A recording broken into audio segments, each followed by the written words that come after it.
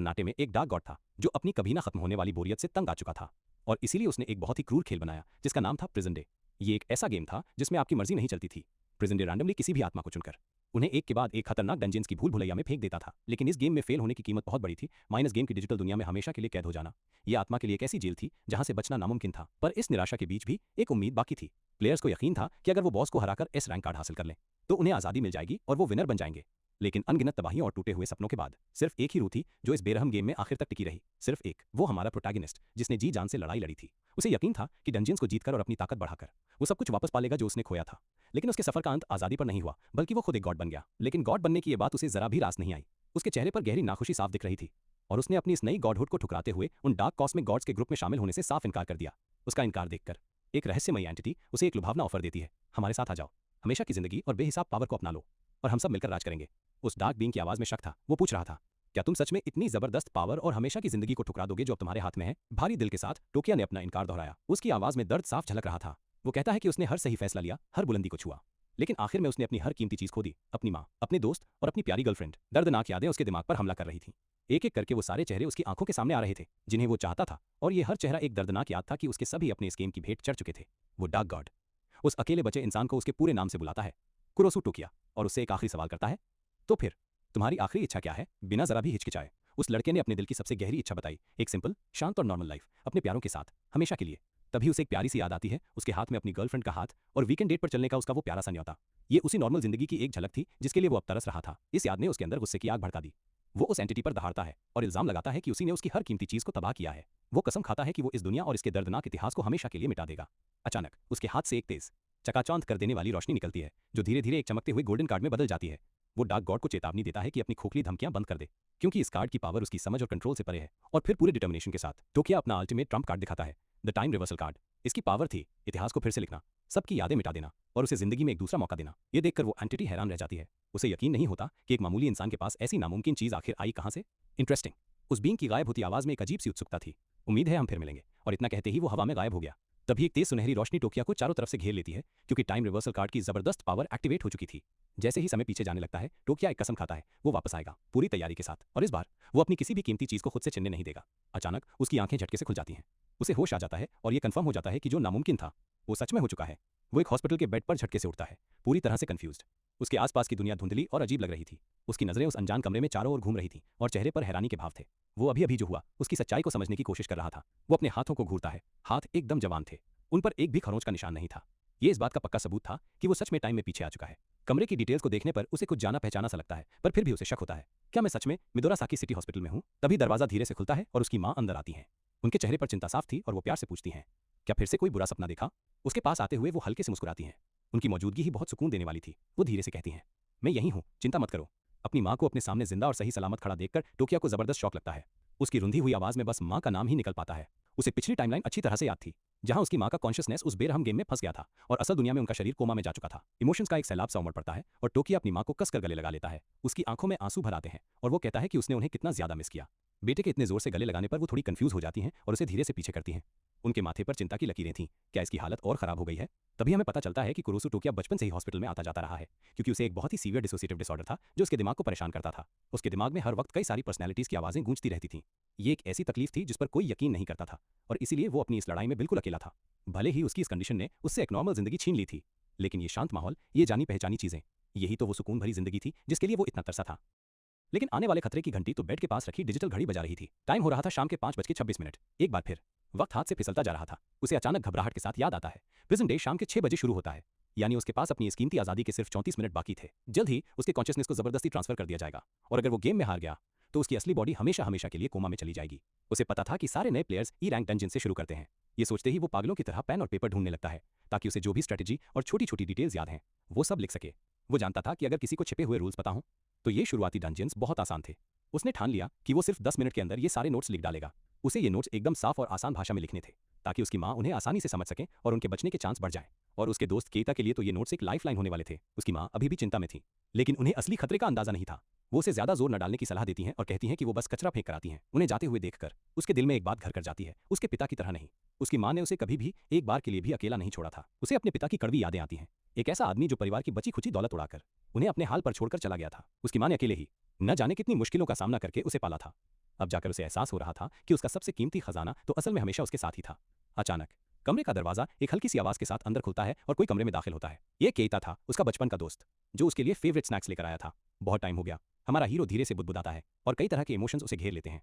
केइता हैरान होकर कहता है कि वो लोग तो सिर्फ 3 दिन पहले ही मिले थे। ये था जोनोउची केइता, उसका सबसे पुराना और सबसे जिगरी दोस्त। बचपन से ही केइता उसकी ढाल बनकर रहा था। जब सब लोग उसकी हालत का मजाक उड़ाते थे, तब सिर्फ केइता ही था जो हमेशा उसके साथ खड़ा रहा। लेकिन उस पिछली मनहूस टाइमलाइन में केइता उसे बचाने की कोशिश में अपनी जान गंवा चुका था। हमारे हीरो ने तहे दिल से कसम खाई कि इस बार वो ये ट्रेजेडी दोबारा नहीं होने देगा। वापस प्रेजेंट में केइता उत्सुकता से उसके कंधे पर से झांककर पूछता है, ये क्या लिख रहे हो? टोकिया सपाट आवाज में जवाब देता है, एक स्ट्रैटेजी गाइड। केइता चिंता से कहता है, क्या तुझे सच में गेम खेलना चाहिए? इससे तेरी हालत और खराब नहीं हो जाएगी। लेकिन टोकिया की नजरों में पक्का इरादा था, मुझे ये करना ही होगा। वो जोर देकर कहता है। असली बात से अनजान केइता आखिर में सिर हिला देता है। वो सोचता है कि ये जरूर कोई बहुत ही जबरदस्त गेम होगा जिसके लिए उसका दोस्त इतना जुनूनी हो रहा है। हमारा हीरो जल्दी से भरी हुई नोटबुक्स केइता के हाथों में थमा देता है। ये तुम पढ़ो, वो हुक्म देता है, और दूसरी वाली मेरी मां को दे देना। केइता बस हैरान खड़ा देखता रह जाता है। टोकिया की आवाज में एक अर्जेंसी थी, जितना हो सके पढ़ो और याद कर लो। यकीन मानो, ये बाद में बहुत काम आएगा। हालांकि केइता को अपने दोस्त का ये बर्ताव बहुत अजीब लग रहा था, फिर भी उसने सिर हिलाया और बिना कोई सवाल किए वो नोटबुक्स ले ली। टोकिया का इरादा अब और भी पक्का हो जाता है। अपने लोगों को बचाने के लिए उसे हर डंजन को जीतना होगा, हर कार्ड को कलेक्ट करना होगा और एक बार फिर सबसे स्ट्रॉन्गेस्ट प्लेयर बनना होगा। गेम का मेन मैकेनिक बहुत सिंपल था। मॉन्स्टर्स को हराने पर प्लेयर्स को अलग अलग तरह के कार्ड्स मिलते थे, माइनस पावरफुल हथियार, कीमती आइटम्स और जबरदस्त स्किल्स, जिनसे उन्हें कमाल की एबिलिटीज मिलती थीं। लेकिन इन सब में सबसे रेयर थे 15 रैंक कार्ड्स। ये एब्सोल्यूट पावर के आर्टिफैक्ट्स थे जिनके इफेक्ट से डार्क गॉड्स भी छेड़छाड़ करने की हिम्मत नहीं करते थे। और इन्हीं में से एक था लेजेंडरी टाइम रिवर्सल कार्ड। पूरे जुनून के साथ टोकिया अपना नया मिशन तय करता है। ये एस रैंक कार्ड्स ही उसके अल्टीमेट ट्रम्प कार्ड्स होंगे और वो एक एक करके इन सभी को हासिल करेगा ताकि वो उन डार्क गॉड्स को घुटनों पर ला सके। टेबल पर रखी डिजिटल घड़ी की सुइयां लगातार 6 बजने का इशारा कर रही थीं। गेम बस शुरू होने ही वाला था। उसकी नजरें बेरहम घड़ी और टेबल पर रखे एक फोटो फ्रेम के बीच घूम रही थी। प्रिजन डे सच में बस शुरू होने ही वाला था। उस फोटो में एक सच्ची खुशी का पल कैद था, वो उसकी माँ और केइता। ये प्यारी और सुकून भरी जिंदगी बस 60 सेकंड के अंदर खत्म होने वाली थी। तभी उसकी आंखों के सामने एक डिजिटल नोटिफिकेशन आता है जो उसे पहले ग्रुप के प्लेयर के तौर पर सिलेक्ट होने के लिए बधाई दे रहा था। टेबल पर रखी फोटो में जो तस्वीर थी वो अचानक से हिलने और ग्लिच करने लगती है, मानो असलियत खुद ही टूटकर बिखर रही हो। और ठीक उसी पल उसका शरीर धीरे धीरे घुलने लगता है और चमकते हुए डिजिटल पार्टिकल्स में बदल जाता है। उसकी आत्मा को गेम की डिजिटल दुनिया में भेजा जा रहा था। सिस्टम, जो एक खामोश और अनदेखी ताकत थी, अब उसकी पिछली इन गेम यादों को वापस उसके दिमाग में इंपोर्ट करने का कॉम्प्लेक्स प्रोसेस शुरू कर देता है। अब उस डिजिटल दुनिया में आकर टोकिया का इरादा पहले से भी ज्यादा धधक रहा था। इस बार वो उन सबको बचाएगा। इस बार वो बिना किसी शक के सबसे स्ट्रॉन्गेस्ट बनेगा। उसकी आंखों में गुस्सा साफ झलक रहा था, एक खामोश वादा उस घमंडी गॉड को हराने का जिसने उनकी दुनिया और उनकी जिंदगियों से खेलने की हिम्मत की थी। उसके सामने एक वेलकम स्क्रीन आ जाती है जिस पर लिखा था, प्रिजन डे में आपका स्वागत है, अपने गेम को एंजॉय करें। सिस्टम एक्टिवेट हो गया और अपने नए प्लेयर कुरोसु टोकिया का डेटा लोड करने लगा। उसकी प्रोफाइल एक्टिव होते ही पहला ई क्लास डंजन उसके सामने आ गया, ऑफिस ऑफ डाइज, जो जाना पहचाना लेकिन उतना ही खतरनाक था। इसके बाद एक बहुत जरूरी स्टेप था। सिस्टम ने टोकिया की असली दुनिया की यादें डिलीट करने की कोशिश की, लेकिन पता नहीं क्यों ये प्रोसेस बार बार फेल हो रहा था। जैसे ही फाइनल बॉस का जनरेशन पूरा हुआ, इस नौजवान को एक खौफनाक सच का एहसास हुआ। ये नई दुनिया, ये डिजिटल डंजन उसकी पिछली जिंदगी की एकदम सटीक कॉपी थी। टोकिया फ्लोरोसेंट लाइट्स और क्यूबिकल्स के बीच में खड़ा था, एक ऐसे डंजन में फंसा हुआ जो असली दुनिया के एक बोरिंग ऑफिस की एक अजीब सी नकल थी। उसे रूल्स पता थे, बाकी प्लेयर्स की पिछली जिंदगी की यादें मिटा दी जाती थीं, लेकिन किसी अजीब वजह से उसकी खुद की यादें एकदम ताज़ा और साफ, पूरी तरह से महफूज थीं। पहले से सब कुछ पता होने की वजह से टोकिया ने खुद को तैयार कर लिया। उसे अच्छी तरह पता था कि इस शुरुआती ई क्लास डंजन के अंदर कौन कौन सी मुसीबतें उसका इंतजार कर रही हैं। वाकई ऑफिस ऑफ डाइज उसके चारों तरफ आने वाले खतरे से बेखबर। कुछ लोग अपनी डेस्क पर झुके हुए अपने रोजमर्रा के काम कर रहे थे। इस लो लेवल थ्रेट को क्लियर करना आसान नहीं होने वाला था। 3 अलग अलग बॉसेस जिनकी अपनी यूनिक एबिलिटीज थीं उसकी जीत के रास्ते में खड़े थे। बिना एक पल भी सोचे टोकिया ने सिस्टम को कमांड दिया और एक जाना पहचाना नीला स्टेटस पैनल उसकी आंखों के सामने आ गया। उसकी प्लेयर इन्फॉर्मेशन, जरूरी और डिटेल्ड, अब स्क्रीन पर साफ साफ दिख रही थी। एक नजर में ही उसका डर सच साबित हो गया। सब कुछ रीसेट हो चुका था। अपनी मौजूदा हालत में उन तीनों बॉसेस को हराना लगभग नामुमकिन था। अब उसका पहला काम साफ था, उसे अपनी स्किल्स को जल्दी से बढ़ाना था। उसकी नजर एक अजीब सी एंट्री पर गई, एक अनआइडेंटिफाइबल ब्लेसिंग। वो सोचने लगा कि क्या इस रहस्यमयी पावर का कोई कनेक्शन उसकी पिछली जिंदगी की उन यादों से है जिन्हें सिस्टम मिटा नहीं पाया था। खैर जो भी हो, इस स्टेज को पार करने के लिए या एक भी बॉस का सामना करने के लिए एक स्किल कार्ड सबसे जरूरी था। टोकिया ने अपने अगले मूव की स्ट्रैटेजी बनाना शुरू कर दिया। अचानक उसे अपनी पिछली जिंदगी की एक बहुत जरूरी याद आई जिसने उसका दिमाग रोशन कर दिया। उसे इस खास डंजन के बारे में कुछ बहुत जरूरी बात याद आ गई थी, एक हिडन साइड क्वेस्ट। अगर वो इसे पूरा करके एक स्किल कार्ड हासिल कर ले तो जीत हासिल करना उतना मुश्किल नहीं होगा। मेन मिशन शुरू होने में 10 मिनट बाकी थे। टोकिया उठा और उसके चेहरे पर पक्का इरादा साफ झलक रहा था। अभी भी एक्शन लेने का टाइम था। जब वो उस बेजान ऑफिस से तेजी से गुजर रहा था तो उसका ध्यान एक आवाज पर गया जिसे वो बचपन से जानता था, माइनस एक ऐसी आवाज जो इस दुनिया में उसके रिबर्थ के बाद और भी ज्यादा साफ हो गई थी। ये रहस्यमयी आवाजें एक बड़े मकसद की बात करती थीं, पृथ्वी को बचाना। उनका कहना था कि एक डार्क गॉड के खिलाफ जीत हासिल करने के लिए उनकी पावर्स को टोकिया की पावर्स के साथ मिलना ही होगा। उसके चेहरे पर थोड़ी कंफ्यूजन आ गई। क्या वो सच में एस रैंक कार्ड्स के अलावा कोई और सच्ची पावर, एक असली ताकत हासिल कर सकता था? उसके तेज कदम आखिरकार एक आम से दिखने वाले मेंस रेस्टरूम के दरवाजे के सामने रुके, माइनस यही उसकी मंजिल थी। उन आवाजों का रहस्य अभी इंतजार कर सकता था। अपना पूरा ध्यान साइड क्वेस्ट पर लगाते हुए टोकिया ने दरवाजा खोला और अंदर चला गया। उसने छोटे से कमरे को स्कैन किया और कंफर्म किया कि यही वो जगह है। उसका पहला काम छुपे हुए ट्रेजर चेस्ट को अनलॉक करना। तभी एक सिस्टम नोटिफिकेशन चमका जिसने कंफर्म किया कि वो एक हिडन लोकेशन पर पहुंच गया है और साइड क्वेस्ट शुरू हो चुका है। एक जानी पहचानी नीली स्क्रीन सामने आई जिस पर मिशन का टाइटल लिखा था, the secret hidden in the men's restroom. एक भी कीमती सेकंड बर्बाद किए बिना टोकिया ने जोरदार आवाज के साथ एक स्टॉल का दरवाजा लात मारकर खोला और चिल्लाया कि वो इस क्वेस्ट को टॉप स्पीड पर क्लियर करने वाला है। स्टॉल के अंदर एक छोटे से नीले सींगों वाला क्रीचर जो एक चेस्ट के ऊपर बैठा था, इस अचानक और जोरदार हमले से घबराकर उछल पड़ा। सिस्टम ने उसे आइडेंटिफाई किया, एक कावर्डली ओगर जो सिर्फ एक अर्बन लेजेंड था। अब हैरानी की बात है कि वो असली था और खजाने की रखवाली कर रहा था। उस छोटे से मॉन्स्टर ने बहादुरी दिखाने की कोशिश की, खुद को फुलाया और एक जोरदार गुर्राहट निकाली, इस उम्मीद में कि वो इस नौजवान को डरा देगा। लेकिन टोकिया की आंखें खून की तरह लाल चमकने लगी और उसकी आवाज हवा को चीर गई, रास्ते से हट जा ओगर, वरना। वो दहाड़ा। वो छोटा सा जानवर डर के मारे सिकुड़ गया। उसकी बहादुरी गायब हो गई और उसकी आंखें ऐसे भर आईं मानो वो रोने ही वाला हो। एक डरी हुई चीख के साथ वो छोटा नीला क्रीचर अपनी जगह से कूदा और डर के मारे तेजी से टोकिया से दूर भाग गया। तुरंत एक सिस्टम नोटिफिकेशन पॉपअप हुआ, कावर्डली ओगर हार गया, ट्रेजर चेस्ट हासिल हुआ। टोकिया हंसा। इतना कमजोर जानवर एक खजाने की रखवाली कर रहा था। जैसे ही उसने आवाज ऊंची की, वो दुम दबाकर भाग गया। लेकिन सिस्टम ने बताया, चेस्ट में रिवॉर्ड है, लेकिन इसे बिना चाबी के नहीं खोला जा सकता। बेफिक्र होकर टोकिया ने बस अपना पैर उठाया और जोर से नीचे मारा, जिससे लकड़ी का चेस्ट टुकड़ों में बिखर गया। सिस्टम ने लगभग एक मशीन की तरह अनाउंस किया, प्लेयर ने सफलतापूर्वक ट्रेजर चेस्ट तोड़ दिया है। वो मुस्कुराया। कितने ही प्लेयर्स इस चाबी वाली शर्त से बेवकूफ बन जाते थे और इस आसान तरीके को मिस कर देते थे। शायद एक सच्चा न्यू भी इसे बस तोड़कर इनाम ले लेता। सिस्टम ने फौरन उसके रिवॉर्ड्स की लिस्ट दिखा दी। हासिल हुए विगर कार्ड ई क्लास, स्पीड कार्ड ई क्लास, पावर कार्ड ई क्लास, तीनों बेसिक स्किल कार्ड्स को हाथ में लेकर टोकिया ने कहा, इनके साथ मैं आखिरकार अपना प्लेयर स्टेटस एक्टिवेट कर सकता हूं। उसने कार्ड्स को एक्टिवेट किया और एक हल्की हरी ऑरा ने उसे घेर लिया। जैसे ही उसकी स्किल्स बढ़ी और लेवल अप हो गई, सिस्टम ने कंफर्म किया, स्पीड, पावर और विगर लेवल 1 तक बढ़ गए, मैक्स लेवल 5। उसके होठों पर एक कॉन्फिडेंट स्माइल आ गई। असर शायद थोड़ा ही था, लेकिन साफ दिख रहा था। अब वो तीनों बॉसेस का सामना करने के लिए तैयार था। उसका स्टेटस पैनल अपडेट हो गया, जिस पर अब उसकी बेसिक स्किल्स लेवल 1 पर दिख रही थी, ठीक उसी रहस्यमयी अनआइडेंटिफाइएबल ब्लेसिंग के बगल में। इन कार्ड्स को एक्टिवेट करने से वो एक फॉर्मल प्लेयर बन गया था।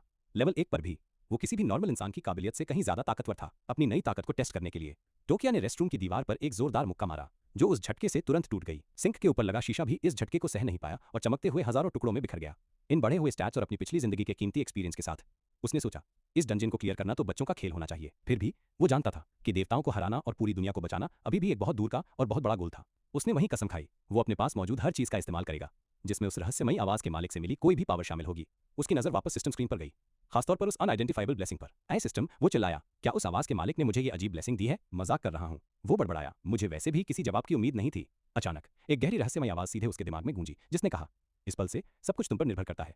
उसी पल अंधेरे डरावने साए आपस में मिलने लगे और हमारे हीरो के चारों तरफ रेस्टरूम के अंदर खतरनाक तरीके से घूमने लगे।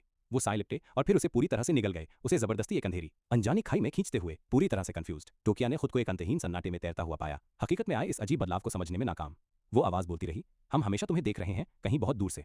तुम कौन हो? उसने पूछा, और उसकी आवाज उस खालीपन में गूंज उठी।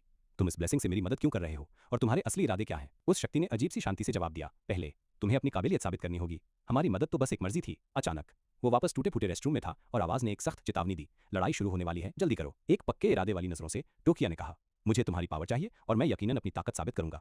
एक आखिरी सिस्टम नोटिफिकेशन जोर से बजा, काउंटडाउन खत्म, बॉस जनरेट हो गया, रेड मोड शुरू। स्क्रीन पर प्रिजन डे का एक खतरनाक वेलकम फ्लैश हुआ, जिसने बताया कि ऑफिस ऑफ डिमाइस डंजन का असली चैलेंज अब शुरू हो रहा था। एक कड़ी चेतावनी सामने आई, जो भी अपनी पोजीशन पर नहीं होगा वो रेड फेल कर जाएगा।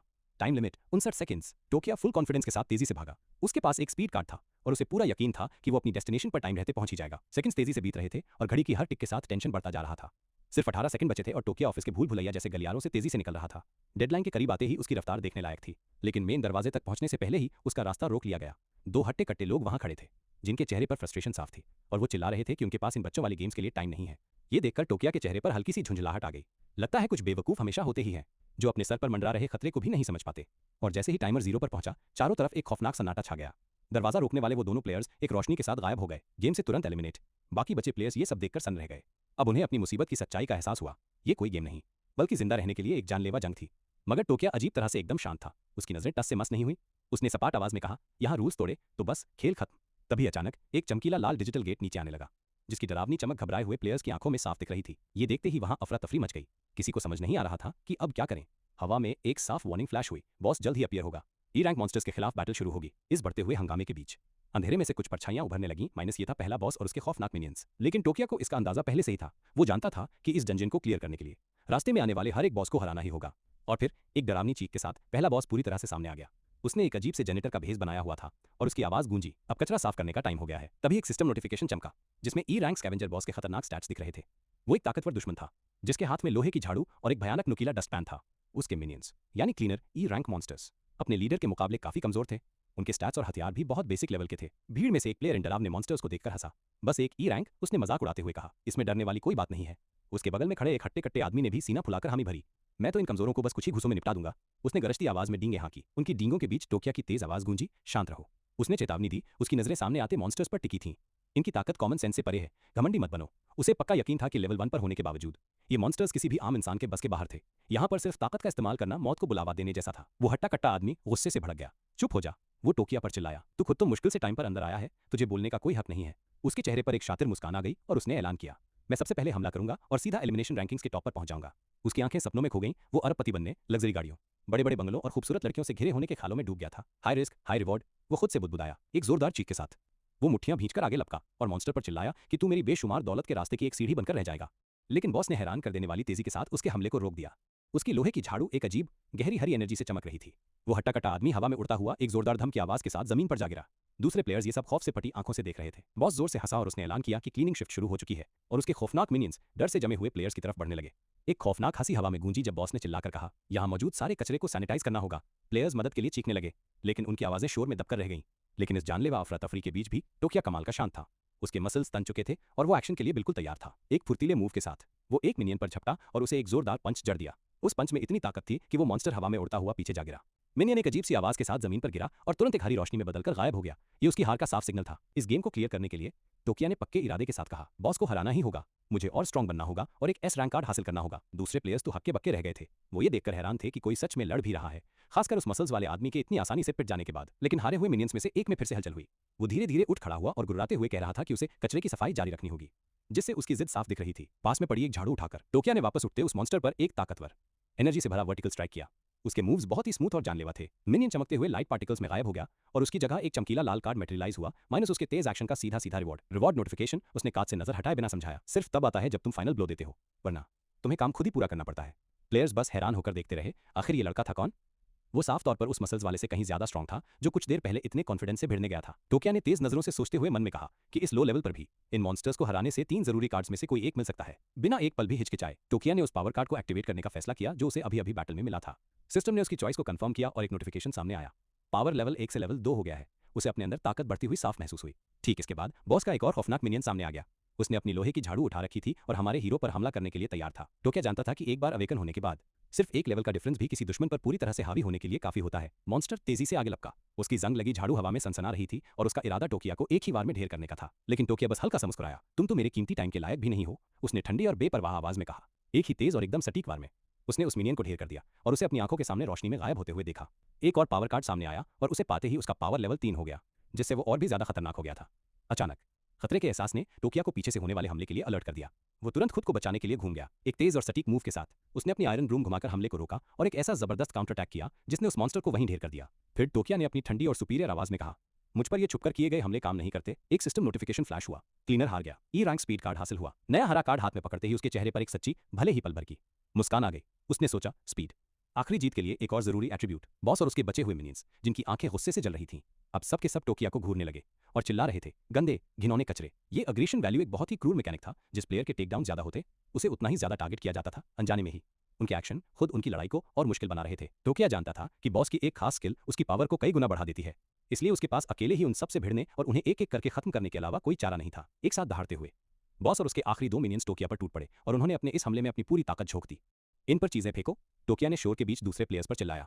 मुझे काउंटर अटैक के लिए थोड़ा टाइम चाहिए, उसने मन में सोचा। अगर यहाँ किसी में भी जरा सा पोटेंशियल है तो मैं उनकी ये डंजन क्लियर करने में मदद कर सकता हूँ, जिससे ज्यादा लोग जिंदा बच पाएंगे। लेकिन दूसरे प्लेयर्स तो डर के मारे सुन्न पड़ गए थे। वो गिड़गिड़ा रहे थे कि अगर उन्होंने मॉन्स्टर्स पर हमला किया तो वो एलिमिनेट हो जाएंगे। उनके डर को देखकर टोकिया समझ गया कि उसे मौका खुद ही बनाना पड़ेगा, सिर्फ अपनी ताकत के दम पर। बॉस ने अपनी झाड़ू ऊपर उठाई और आगे झपटा। एक जानलेवा हमला करने से पहले उसके मुंह से एक चिरा की चीख निकली। लेकिन तभी डरी हुई भीड़ में से एक कीबोर्ड हवा में उड़ता हुआ आया और सीधा मॉन्स्टर से जा टकराया। उसने पल भर के लिए बॉस के हमले को रोक दिया, जिससे एक छोटा सा मौका बन गया। ये हिम्मत देखकर दूसरे प्लेयर्स की सांसें अटक गईं। टोकिया के मुंह से भी धीरे से होह निकला, जो ये दिखाता था कि ये तुक्का काम कर गया है। कीबोर्ड फेंकने वाले इस एक्ट से हिम्मत पाकर एक प्लेयर दूसरों पर चिल्लाया, वो हमारे लिए लड़ रहा है, हमें उसकी मदद करनी होगी। लेकिन सूट पहने एक आदमी ने उसे झट से पीछे खींच लिया और चिल्लाया, हम जैसे नॉर्मल लोग मॉन्स्टर से नहीं लड़ सकते। उसकी आवाज में कड़वी हकीकत थी। इस अचानक हुए विरोध से बॉस आग बबूला हो गया और उसने अपना गुस्सा सहमे हुए प्लेयर्स की तरफ मोड़ दिया और चिल्लाया, मैं कचरे के इन सारे ढेरों को सैनिटाइज कर दूंगा। एक खौफनाक चीख के साथ मॉन्स्टर दूसरे प्लेयर्स की तरफ दौड़ा, जो उसे अपनी ओर बढ़ता देख डर से बुरी तरह चीखने लगे। हवा में एक बेबस चीख गूंजी। कोई भी किसी से भी कुछ करने की गुहार लगा रहा था, क्योंकि वो मॉन्स्टर जेनेटर उनके बेहद करीब पहुंच चुका था। टोकिया ने पलक झपकते ही एक्शन लिया और एक ही झटके में बाकी बचे दोनों मिनियंस को खत्म कर दिया और उस डरे हुए लड़के को उनकी पकड़ से बचा लिया। उसके होठों पर एक कॉन्फिडेंट स्माइल आ गई। उसने सोचा, मेरे करंट स्टैट्स के साथ मैं इसे 1 सेकंड में खत्म कर सकता हूँ, अब सिर्फ बॉस बाकी है। सिस्टम से आवाज आई और मिनियंस को हराने के रिवॉर्ड में उसे एक और स्पीड कार्ड और एक पावर कार्ड मिला। बॉस, जिसका गुस्सा बेकाबू हो चुका था, एक और कांपते हुए प्लेयर की तरफ मुड़ा। वो अपना डरावना मंत्र चिल्ला रहा था, कचरे को सैनिटाइज करना है, जबकि वो आदमी मदद के लिए गिड़गिड़ा रहा था। लेकिन तभी टोकिया चुपचाप उस मॉन्स्टर जेनेटर के पीछे प्रकट हुआ। उसकी आवाज बर्फ की तरह ठंडी थी। यहाँ पर असली कचरा, उसने कहा, सिर्फ तुम हो। एक ही सटीक और जबरदस्त वार में उसने बॉस का काम तमाम कर दिया। वो मॉन्स्टर वहीं ढेर हो गया, उसे पलटवार करने का मौका तक नहीं मिला। सिस्टम से फिर आवाज आई और एक कांग्रेचुलेटरी मैसेज पूरी जगह पर चमकने लगा। प्लेयर कुरोसु टोकिया ने फर्स्ट स्टेज के बॉस को सक्सेसफुली हरा दिया है। बॉस के हारते ही कंट्रीब्यूशन रैंकिंग अनलॉक हो गई और टोकिया को उसके सबसे जरूरी रोल के लिए ढेरों प्राइज दिए गए। पूरे 700 पॉइंट्स के साथ उसने पहली जगह हासिल कर ली। तभी उसे पता चला कि टॉप रैंक वाले लीडर को एक लेजेंडरी एस रैंक कार्ड मिलता है। टोकिया सोचने लगा और उसकी आंखों में एक दिलचस्पी की चमक थी। उसे ये खास कार्ड अपनी पिछली जिंदगी में नहीं मिला था। अब वो बढ़ती हुई एक्साइटमेंट के साथ सोच रहा था कि आखिर इसकी असली पावर क्या होगी। टोकिया ने दूसरे प्लेयर्स पर नजर डाली जो अभी भी डंजन के मॉन्स्टर्स से लड़ने में स्ट्रगल कर रहे थे, पर उसे पता था कि अपनी लीड बनाए रखने के लिए उसे मॉन्स्टर्स और दूसरे प्लेयर्स दोनों से ही लगातार लड़ना होगा। सिस्टम की आवाज ने क्लियर किया कि ग्लोबल रैंकिंग्स में हर उस प्लेयर को शामिल किया गया था जिसे इस पहले डंजन में बुलाया गया था। यह एक बहुत बड़ा और मुश्किल कंपटीशन होने वाला था। यह प्रेजेंट बिना किसी वार्निंग के दुनिया पर टूट पड़ा था, एक ऐसी ग्लोबल तबाही जिसने एक ही झटके में अनगिनत जिंदगियों को जकड़ लिया था। टोकिया को अपनी पिछली जिंदगी की याद आने लगती है, एक ऐसी दुनिया जो जबरदस्त पावर और कमाल की यूनिक एबिलिटीज वाले लोगों से भरी हुई थी। टोकिया जानता था कि हर नए डंजन के साथ रिवॉर्ड्स और रैंकिंग्स रीसेट हो जाते हैं, इसलिए उसे पता था कि आगे बढ़ने का रास्ता सिर्फ एक परफेक्ट क्लियर से ही खुलेगा। वो अब पहले से कहीं ज्यादा स्ट्रांग था और उसके दिल में डार्क गॉड को हराने की आग जल रही थी, और इस काम के लिए उसे वो सबका चाहा हुआ नंबर 1 कार्ड चाहिए ही था। सिस्टम की आवाज गूंजती है और उसे उसके इनाम मिलते हैं, 2 विगर कार्ड्स और 2 रेयर स्पेशल कार्ड्स, एक प्योरिटी और दूसरा रहस्यमय आयरन सीड। आयरन सीड को देखकर टोकिया हैरान हो जाता है। लकी, वो बुदबुदाता है क्योंकि वो जानता था कि इस सीड से वो सीधे अपने ऑरा का इस्तेमाल करके एक वेपन बना सकता है। इस आयरन सीड कार्ड से एक पर्सनलाइज्ड आयरन वेपन बन सकता था और साथ ही ये पॉसिबिलिटी भी थी कि उससे कुछ बिल्कुल यूनिक और स्पेशल चीज बन जाए। उसके हिसाब से सबसे अच्छा होता अगर उसे एक पावरफुल स्वॉर्ड या तेज कटाना मिल जाता। वो मन ही मन अपनी किस्मत अच्छी होने की दुआ कर रहा था। एक झटके में टोकिया उस चश्मे वाले आदमी की तरफ मुड़ता है जिसने पहले उसकी मदद की थी और उसे चौंका देता है। टोकिया ने नोटिस किया कि उस आदमी ने खतरनाक सिचुएशन में उसकी मदद करने से पहले एक पल भी नहीं सोचा, जो कि एक सच्चे प्लेयर के अंदर होने वाली एक बहुत ही रेयर और जरूरी क्वालिटी है। बॉस को डिस्ट्रैक्ट करने के लिए तुम्हारा शुक्रिया, टोकिया ने कहा। पर वो आदमी बोला, अरे नहीं, मैं तो बस खुद को बचाने की कोशिश कर रहा था। इसी वजह से टोकिया उसे कुछ कार्ड्स ऑफर करता है और समझाता है कि ये कार्ड्स उसकी सोई हुई पावर्स को जगा सकते हैं और उसकी बहुत मदद कर सकते हैं। चश्मे वाला आदमी थोड़ा ऑकवर्ड होकर सिर हिलाता है और गिफ्ट लेने से मना कर देता है। ये तुम्हें यूज करने चाहिए, वो टोकिया की तरफ कार्ड्स बढ़ाते हुए कहता है। शर्माओ मत, टोकिया जोर देकर कार्ड्स उसके हाथ में थमा देता है। तुमने मेरी मदद की और तुम ये रिवॉर्ड डिजर्व करते हो। इसके बाद टोकिया उसे कार्ड्स यूज करके दिखाता है, जबकि उसका दिमाग पहले से ही स्टेज 2 और अपने खुद के एट्रीब्यूट्स बढ़ाने की जरूरत के बारे में सोच रहा था। बिना कोई टाइम बर्बाद किए हमारा हीरो टोकिया अपने कार्ड्स का सेट एक्टिवेट कर लेता है और आगे आने वाली चुनौतियों के लिए खुद को तैयार करने लगता है। पलक झपकते ही उसकी पावर और स्पीड के स्टैट्स लेवल 4 पर पहुंच जाते हैं और ये सब ध्यान से देख रहे चश्मे वाले आदमी को आखिरकार पूरा प्रोसेस समझ आ जाता है। इससे हिम्मत पाकर चश्मे वाला आदमी भी अपने कार्ड्स एक्टिवेट करता है। उसके पूरे शरीर में एक कमाल का हल्कापन महसूस होने लगता है। वो लेवल अप कर रहा था और पहली बार असली ग्रोथ का एक्सपीरियंस कर रहा था। उसके सामने एक स्टेटस विंडो खुलती है जिसमें उसका नाम अदाची फुमिहाइको और उसके नए बढ़े हुए बेसिक एट्रीब्यूट्स दिखाई दे रहे थे। अदाची पूरी तरह शॉक में था, उसे एक भी मॉन्स्टर को मारे बिना ही एक्सपीरियंस पॉइंट्स मिल गए थे। टोकिया समझाता है कि एक्सपीरियंस पाने के लिए बस लड़ाई में मदद करना ही काफी है और लेवल अप करने पर सारे एट्रीब्यूट्स अपने आप बढ़ जाते हैं। अदाची, जो अभी तक हैरान था, टोकिया से उसका करंट लेवल पूछता है। मैं तो पहले ही लेवल 4 पर हूँ, टोकिया बड़ी आसानी से जवाब देता है, जिसे सुनकर अदाची एकदम दंग रह जाता है। और सच में टोकिया का अपडेटेड स्टेटस पैनल इस बात को कंफर्म कर रहा था। वो अपने सारे कोर एट्रीब्यूट्स में बड़ी तेजी से लेवल 4 पर पहुंच चुका था। बड़ी उम्मीद के साथ टोकिया आयरन सीड को कसकर पकड़ता है, ये देखने के लिए बेकरार कि उसका ऑरा आखिर कौन सा वेपन बनाएगा। उसकी हथेली में वो सीड हरकत करने लगता है और बदलने लगता है और फिर उसमें से एक तेज और पावरफुल नीली एनर्जी का धमाका होता है। जो वेपन सामने आया वो एक ग्रोथ टाइप स्वॉर्ड थी। ये दुश्मन की एचपी सॉर्ट कर सकती थी और हर 10 लेवल पर एक नई स्किल अनलॉक कर सकती थी। उसके होठों पर एक हल्की मुस्कान आ जाती है। बिल्कुल भी बुरा नहीं है, टोकिया सोचता है, क्योंकि एक रेयर वेपन होने के नाते इसमें सी रैंक के वेपन्स को भी टक्कर देने का पोटेंशियल था। अदाची तो हक्का बक्का रह जाता है और हकलाते हुए कहता है, ये तो बहुत ही कमाल है। आखिर मॉन्स्टर को हराने वाले से और क्या उम्मीद की जा सकती है। टोकिया ने वेपन के पोटेंशियल को माना, पर मन ही मन वो जानता था कि ये उन हथियारों के मुकाबले कुछ भी नहीं है जो वो अपनी पिछली जिंदगी में चलाता था। एक सिस्टम नोटिफिकेशन आता है जिसमें सभी प्लेयर्स को डंजन का पहला थका देने वाला स्टेज सक्सेसफुली क्लियर करने के लिए बधाई दी जाती है। तुरंत ही स्टेज 2 अनाउंस किया जाता है। सभी प्लेयर्स को जल्दी से बॉस के रिफैक्ट्री में पहुंचने का ऑर्डर दिया जाता है। टोकिया नोटिस करता है कि सब कुछ बिल्कुल वैसा ही हो रहा है जैसा उसकी पिछली जिंदगी में हुआ था और ये जानकर वो हैरानगी वाली शांति महसूस करता है। फिर वो अदाची की तरफ मुड़ता है और उसे अपने साथ चलने के लिए इनवाइट करता है। बिना एक पल की भी हिचकिचाहट के चश्मे वाला आदमी मान जाता है। टोकिया उसे वजह समझाता है, उसे आगे आने वाली मुश्किलों के लिए एक समझदार साथी चाहिए था और अदाची इसके लिए एक बेहतरीन चॉइस था। इस अनएक्सपेक्टेड मौके से खुश होकर अदाची तुरंत मान जाता है और टोकिया कहता है कि उन्हें जल्दी से अगली लोकेशन पर पहुंचना चाहिए। उसी वक्त दूसरे प्लेयर्स उन्हें जाते हुए देख लेते हैं और चिल्ला चिल्लाकर उन्हें भी साथ ले जाने के लिए भीख मांगने लगते हैं। वो डेस्परेट होकर बड़े बड़े रिवॉर्ड्स और फेवर्स का वादा करते हैं। एक कुछ ज्यादा ही ढीठ प्लेयर बहस करने लगता है कि अगर टोकिया के पास इतनी जबरदस्त स्किल है तो ये उसकी ड्यूटी है कि वो दूसरों की मदद करे और सबको लीड करे। ये सुनकर टोकिया की आंखें गुस्से से लाल हो जाती हैं। वो एक खतरनाक धमकी देता है, रास्ते से हटो वरना कुचल कर रख दूंगा। सारे प्लेयर्स टोकिया के खतरनाक ऑरा और उसकी जानलेवा धमकी से बुरी तरह डरकर पीछे हट जाते हैं। बिना कुछ और कहे टोकिया और अदाची उन डरे सहमे प्लेयर्स के बीच से निकल जाते हैं जो खुद ब खुद उनके लिए रास्ता बना देते हैं। उसकी नजर बहुत खौफनाक थी। एक प्लेयर की रीढ़ में कंपकंपी दौड़ जाती है। उसे घूरते देखकर तो मेरी रूह कांप गई। अदाची हिचकिचाते हुए पूछता है कि क्या टोकिया सच में दूसरों को पीछे छोड़ने वाला है। वो लोग सिर्फ मुझे धीमा करेंगे, टोकिया सपाट आवाज में कहता है। टोकिया बेरुखी से कहता है कि सबको बचाने की उसकी कोई ड्यूटी नहीं है और ना ही वो कोई साधु संत है। अदाची बात समझ जाता है और वादा करता है कि वो बोझ नहीं बनेगा। इसके जवाब में टोकिया उसे अगले बॉस की आने वाली चुनौती के बारे में आगाह करता है, मेंटल करप्शन। अदाची दिलचस्पी से पूछता है क्या ये मॉन्स्टर से मिलने वाला कोई डीबफ है। वो बॉस के रिफैक्ट्री में पहुंचते हैं। सिस्टम की जोरदार आवाज आती है जो सभी पार्टिसिपेंट्स को स्टेज 2 के लिए सीट लेने का इंस्ट्रक्शन देती है। जैसे ही वो अंदर कदम रखते हैं, हवा में लजीज खाने की खुशबू फैली होती है और एक लाल रंग का मॉन्स्टर सीधे उनके सामने प्रकट हो जाता है। अदाची के मुंह से चीख निकल जाती है जब वो लाल रंग का मॉन्स्टर अचानक उसके रास्ते में आ जाता है। जल्दी बैठ जाओ, टोकिया तेजी से चिल्लाता है, वरना तुम भी उन लोगों की तरह एलिमिनेट हो जाओगे जो रूल्स फॉलो नहीं करते। वो फुर्ती से अपनी सीटों पर बैठ जाते हैं। अदाची कहता है ये स्टेज 1 के इतना करीब है तो कोई लेट तो नहीं होगा, है ना। पर टोकिया अपनी तीखी नजरों से कहता है अगर उन्होंने गलत फैसला लिया तो वो वक्त पर नहीं पहुंच पाएंगे। उधर दूसरी तरफ दूर गलियारों में बाकी प्लेयर्स डेस्परेट होकर भाग रहे थे और देर हो जाने का पछतावा उनके हर कदम में गूंज रहा था। काउंटडाउन घटकर सिर्फ 10 सेकंड रह जाता है और पीछे छूटे प्लेयर्स के लिए टेंशन अब एक असहनीय बोझ बन चुकी थी। आखिरकार वो घबराहट में रिफैक्ट्री के अंदर घुसते हैं और डेस्परेट होकर खाली सीट के लिए इधर उधर भागते हैं। टाइमर 0 पर पहुंच जाता है और सिस्टम की बेरुखी आवाज स्टेज 2 के काउंटडाउन के खत्म होने का ऐलान करती है। आखिर में पहुंचे प्लेयर्स में से एक हाफता हुआ और पसीने से लथपथ दरवाजे पर खड़ा था। उसे देखकर लग रहा था कि उसने चैन की सांस ली है, ये सोचकर कि वो सेफ है। लेकिन तभी एक खौफनाक एहसास उसे जकड़ लेता है। एक डरावनी परछाई ठीक उसके पीछे थी और उसकी आंखें खौफ से चौड़ी हो जाती हैं। स्टेज का बॉस बड़ी बेरहमी से उस पर पीछे से हमला करता है और कहता है तुम्हारा वक्त खत्म, तुम गेम से बाहर हुए। बाकी प्लेयर्स ये सब शौक और खौफ से देख रहे थे।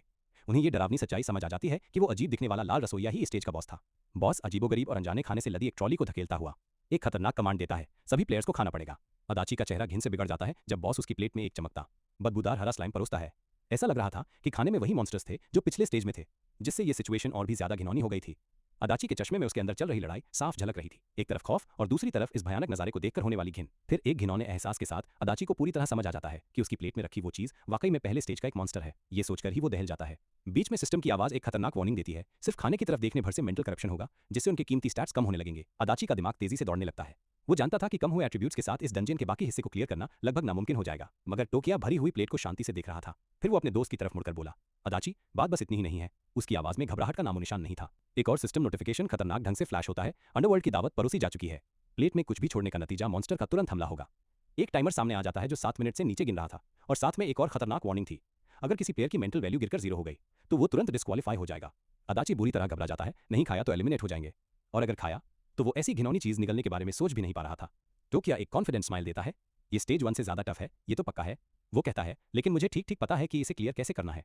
जैसे ही निराशा का अंधेरा उन्हें घेरने लगता है, टोकिया का दोस्त अदाची मदद के लिए आगे आता है, लेकिन टोकिया बस सिर हिलाकर उसे रुकने को कहता है ताकि वो अपना प्योरिटी कार्ड किसी बड़ी मुसीबत के लिए बचाकर रख सके।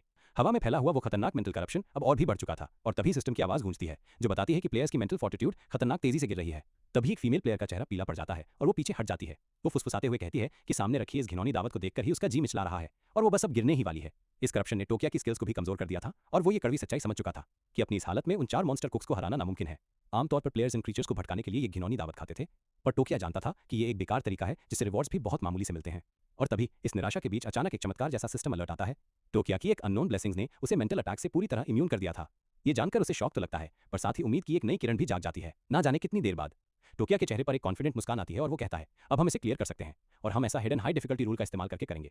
वो एक्साइटमेंट से भर जाता है क्योंकि इस नई इम्यूनिटी के साथ वो फाइनली उन हाई स्कोर रिवॉर्ड्स को हासिल कर सकता था जो उसकी गिरती हुई रैंक को बचाने के लिए बहुत जरूरी थे। लेकिन बाकी प्लेयर्स उसकी तरह खुश नहीं थे। उनमें से एक प्लेयर गुस्से में अपनी प्लेट जमीन पर पटक कर तोड़ देता है और चिल्लाता है, मैं भूखा मरना पसंद करूंगा पर यह गंदगी तो मैं बिल्कुल नहीं खाऊंगा। हमेशा की तरह चौकन्ना अदाची नोटिस करता है कि उस आदमी का मेंटल स्टेट अभी पूरी तरह बिगड़ा नहीं है, बस चटक गया है। इस पर टोकिया गंभीर होकर समझाता है, यहाँ पर दिमाग बहुत तेजी से कमजोर होता है, खासकर जब ऐसी घिनौनी चीजों से सामना हो। इतना सुनते ही वो प्लेयर पूरी तरह पागल हो जाता है। उसकी डरावनी हंसी पूरे हॉल में गूंजने लगती है और वो जमीन पर गिरे घिनौने खाने को पैरों से कुचलता हुआ चिल्लाता है कि वो इसे कभी नहीं खाएगा। और उसी खौफनाक पल में एक विशाल मॉन्स्टर बॉस कहीं से प्रकट होता है और बिना एक पल गंवाए उस प्लेयर पर एक जानलेवा हमला कर देता है जिसने उसका खाना खाने से इनकार किया था। वो क्रीचर घायल प्लेयर के ऊपर खड़ा होकर गुर्राता है और उसे वार्निंग देता है कि अगर उसने खाना नहीं खाया तो वो एलिमिनेट हो जाएगा। पर बुरी तरह जख्मी होने के बाद भी वो प्लेयर ना कोई रहम की भीख मांगता है ना कोई शिकायत करता है। अपनी खौफनाक ताकत दिखाते हुए बॉस उस प्लेयर का चेहरा अपने बड़े से हाथ में जकड़ लेता है। उसके हाथ से खतरनाक लाल रंग की एनर्जी चमक रही थी। मॉन्स्टर उस आदमी को घसीटते हुए अंधेरे में ले जाता है और उसकी पागलों वाली हंसी धीरे धीरे गायब हो जाती है। आखिरी पलों में भी वो गुर्राकर उस घिनौने स्लाइम को खाने से इनकार कर रहा था। किचन का भारी दरवाजा एक जोरदार धमाके के साथ बंद हो जाता है। वो बागी प्लेयर और वो डरावना बॉस दोनों अंदर गायब हो जाते हैं और पीछे बस एक अजीब सी खामोशी रह जाती है। अगर हमने नहीं खाया तो अगला नंबर हमारा होगा, एक प्लेयर कांपते हुए बोलता है, पर कोई इस घिनौनी चीज को पेट में कैसे उतार सकता है। तभी एक गंभीर सिस्टम अलर्ट आता है, किसी भी प्लेयर ने दावत पूरी नहीं की है। और उसके ठीक बाद एक और अपडेट आता है जो सबकी रूह कंपा देता है। सभी की मेंटल फोर्टिट्यूड अब 60% पर आ गई है। टोकिया आगे बढ़ता है और उसकी आवाज उस दहशत को शांत कर देती है। वो समझाता है इस स्टेज को क्लियर करने का हिडन रूल ये है कि पहले इसे ईजेड मोड पर शुरू करना है और फिर एक खास मौके पर हार्ड मोड पर स्विच करना है। इतना कहकर वो खड़ा होता है और अपनी प्लेट भी जोर से जमीन पर पटक देता है। प्लेट एक जोरदार आवाज के साथ चकनाचूर हो जाती है। वो चिल्लाता है, ये चीज खाना नामुमकिन है। ठीक उसी प्लेयर की तरह वो आगे कहता है, पहली शर्त है मॉन्स्टर का ध्यान खींचना ताकि गेम को हार्ड मोड में डाला जा सके। और अपनी टूटी प्लेट की तरफ इशारा करते हुए वो कहता है, ठीक यही मैंने अभी किया है। तभी एक सिस्टम वार्निंग तेजी से चमकती है। लाल अक्षरों में लिखा था, कुक मॉन्स्टर ने टोकिया को अपना टारगेट बना लिया है। एलिमिनेशन का खतरा 80%।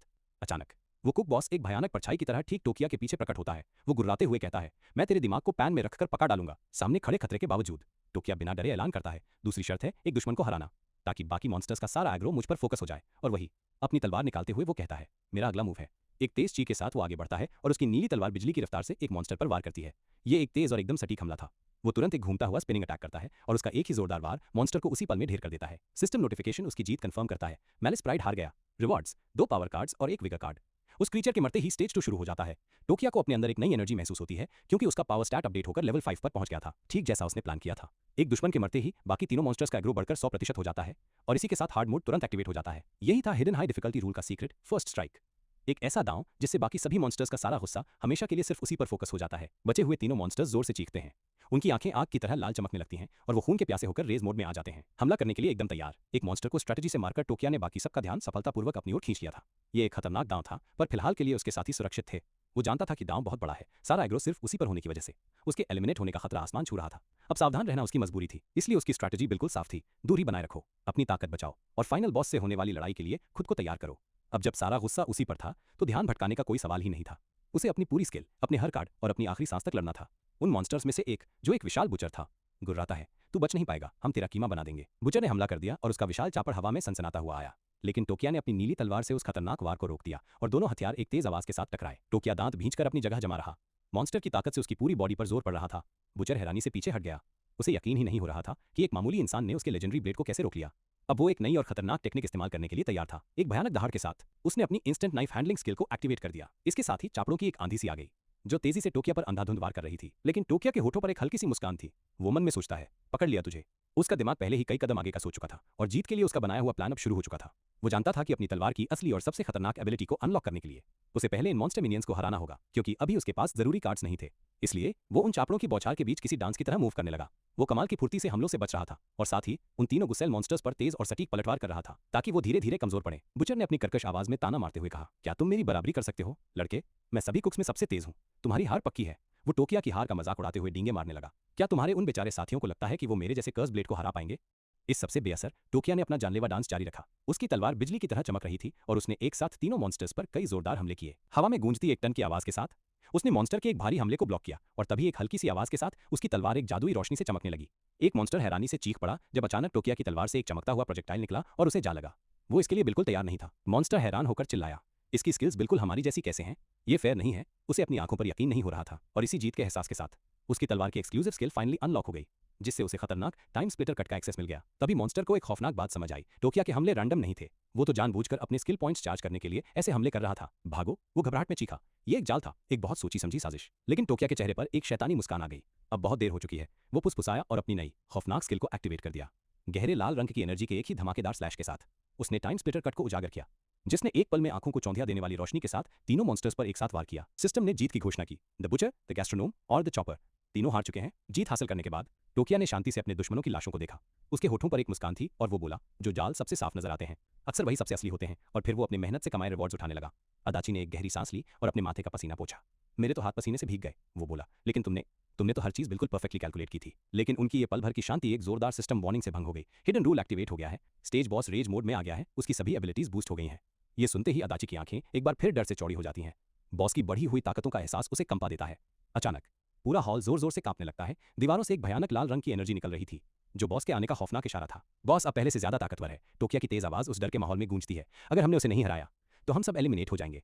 वो जानता था कि इस हिडन रूल की वजह से अब बॉस से सीधी टक्कर लेनी ही पड़ेगी, लेकिन बदले में एक शानदार इनाम भी था, रिवॉर्ड्स में 30% का इजाफा। टोकिया की आंखों में एक चमक आ जाती है। वो पूरे यकीन के साथ कहता है, इस दुनिया में मेरा मकसद सबसे बेहतरीन रिवॉर्ड्स हासिल करना है और उसके लिए मुझे इस मॉन्स्टर को हराना ही होगा। एक कान फाड़ देने वाले धमाके के साथ किचन का दरवाजा टूटकर अंदर गिरता है और धुएं और मलबे के बीच से बॉस बाहर निकलता है। उसके बड़े बड़े हाथ गुस्से वाली लाल एनर्जी से चमक रहे थे। उसके मुंह से एक ऐसी जोरदार दहाड़ निकलती है जो पूरे कमरे को हिला देती है। वो गरजता है, किसकी हिम्मत हुई मेरे प्यारे कुक्स को एलिमिनेट करने की? और तभी उसके नए और ज्यादा खतरनाक स्टैट्स सबके सामने फ्लैश होते हैं। बॉस की इस भयानक ताकत को देखकर अदाची बुरी तरह डर जाता है।